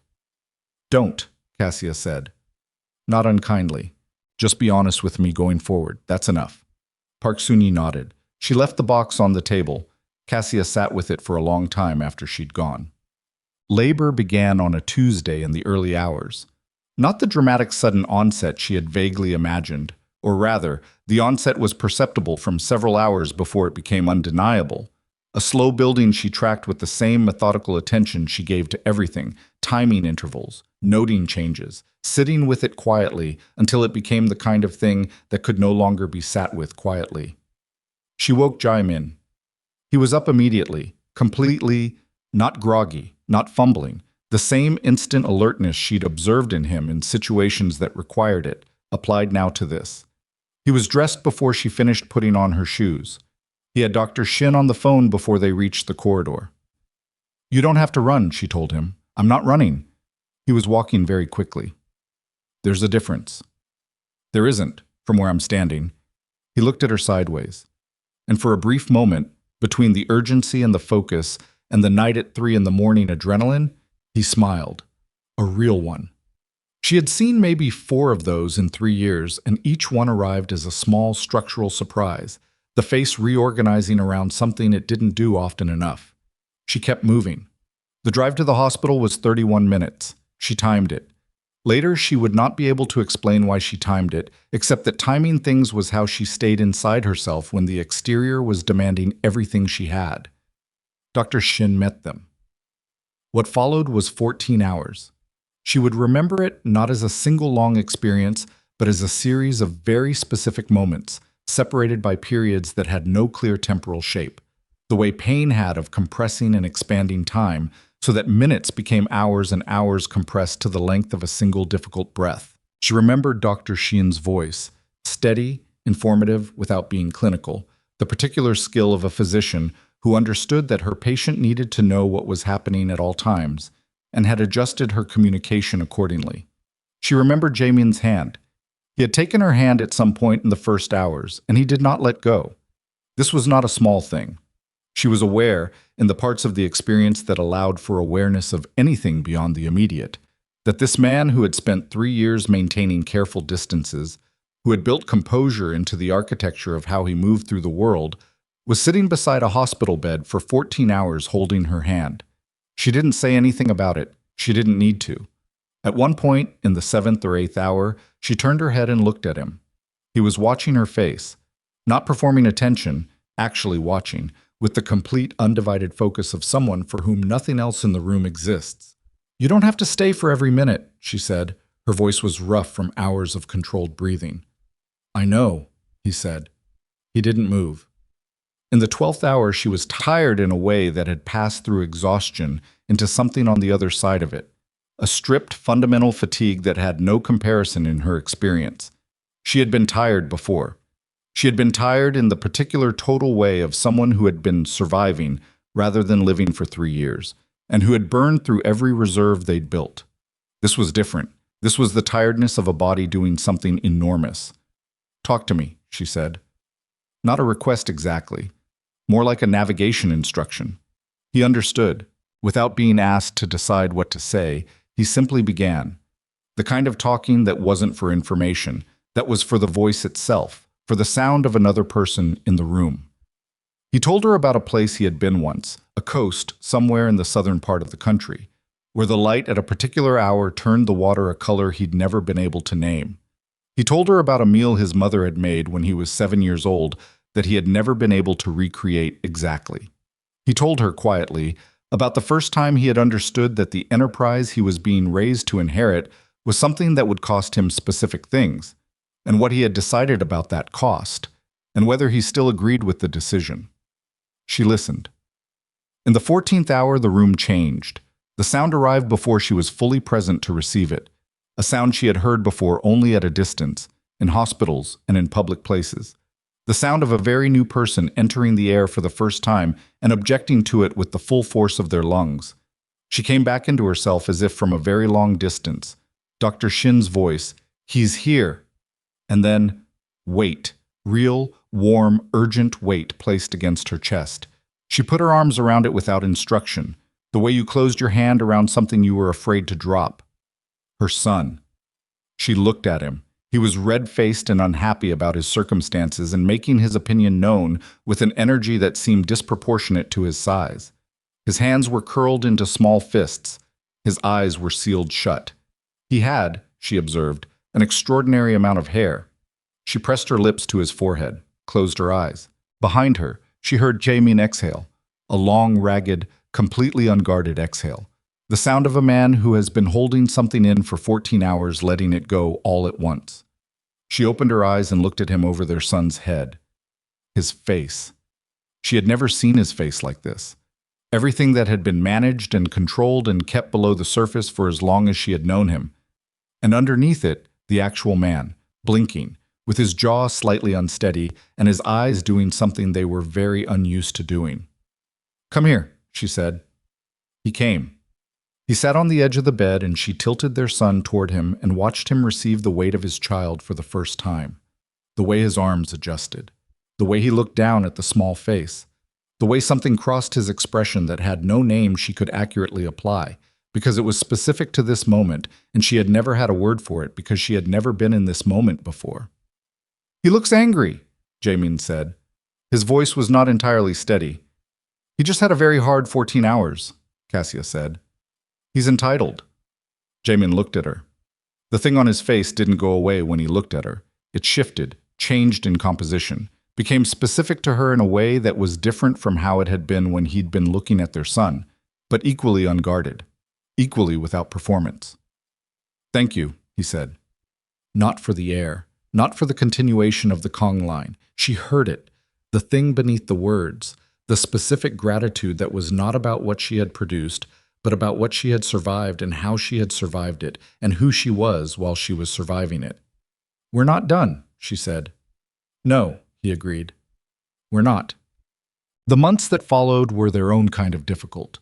Nobody told you, or people told you, but telling was different from knowing, how completely a new person remade the architecture of the life that received them.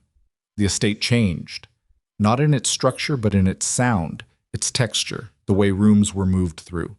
People who had walked through certain spaces with a particular purposefulness now moved differently, paused at different thresholds, gathered in doorways for reasons that had not existed before.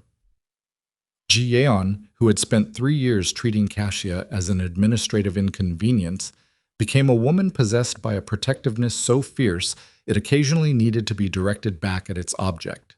She arrived at the estate at unexpected hours. She had opinions about everything: the light in the nursery, the specific brand of something, the angle of a window blind.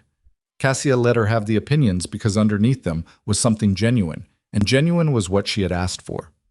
Mireille was quieter about it. She brought food, sat with the baby for hours with an expression of focused wonder, and once said to Cassia, with the directness of someone who had decided to say the true thing even when it cost something, "I'm sorry I wasn't braver before, when you needed someone to be."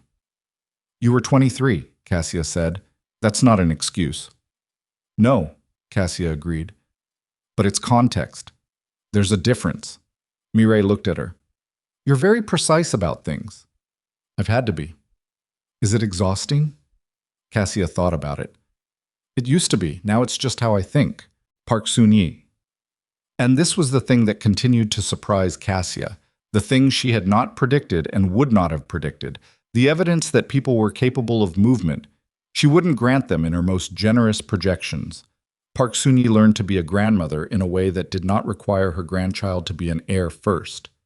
She held the baby the way she had cooked that first meal, with her own hands, without delegation, with the slightly effortful concentration of someone acquiring a skill late in life and refusing to be embarrassed by the acquisition.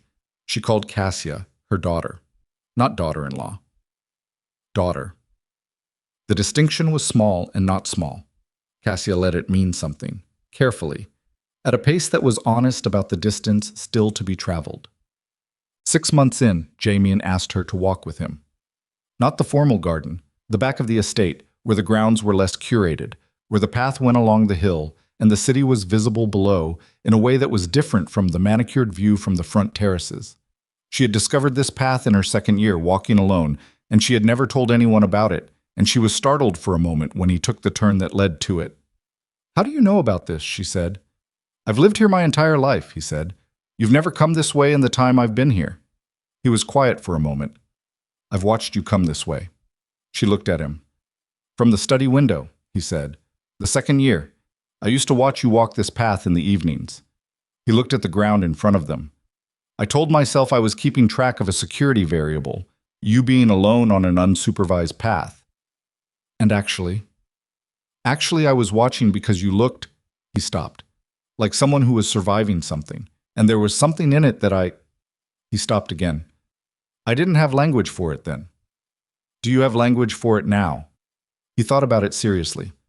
"I watched you, and I felt something that I didn't permit myself to examine, because examining it would have meant examining what I was doing, what I wasn't doing."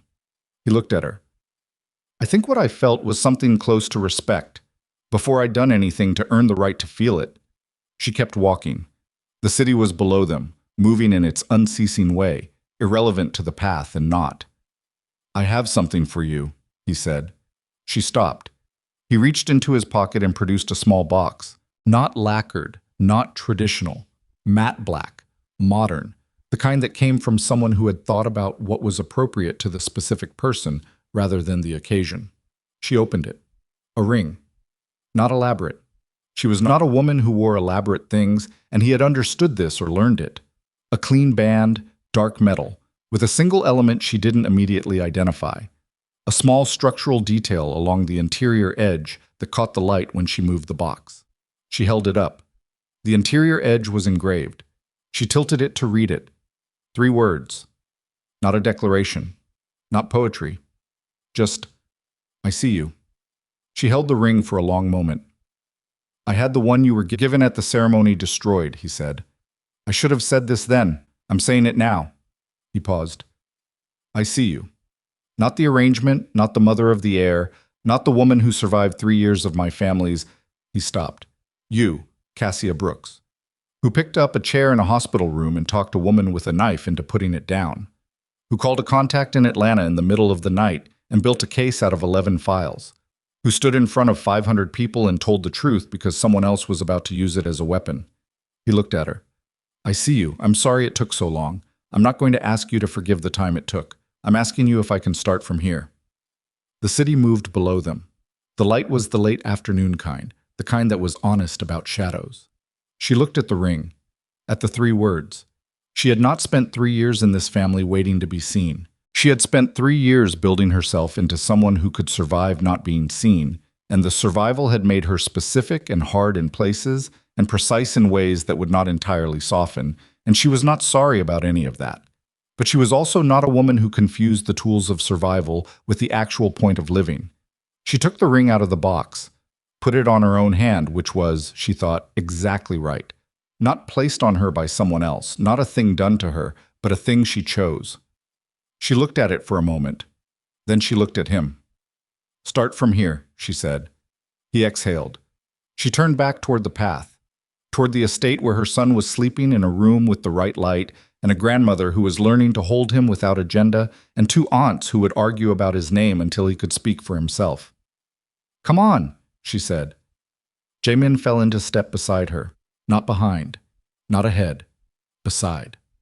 The city spread itself below them in the evening light, and she walked toward what was left of the day, and she did not look back at where she'd been, because she had never needed to look back to know what she'd survived. And what she'd survived had made her exactly the person walking this path at this hour, with her son sleeping below and the ring on her finger, and a man at her side who had finally, fully opened his eyes. She was not the woman who had arrived at those gates 3 years ago. That woman had been delivered, had been placed, had been a transaction. This woman had fought for every inch of the ground she was standing on. She kept walking. Beside her, Jaemin reached out, tentative, honest, the gesture of a man still learning the shape of what he was being given. And his hand found hers. She let it. The path curved and the city fell behind, and the estate came into view through the trees, lights on against the early evening, and from somewhere inside it, thin, carrying, absolutely certain of itself, the sound of a baby's voice. Her son. She held that sound for a moment, the way you held something you had not known you were going to love this specifically, this completely, this without condition.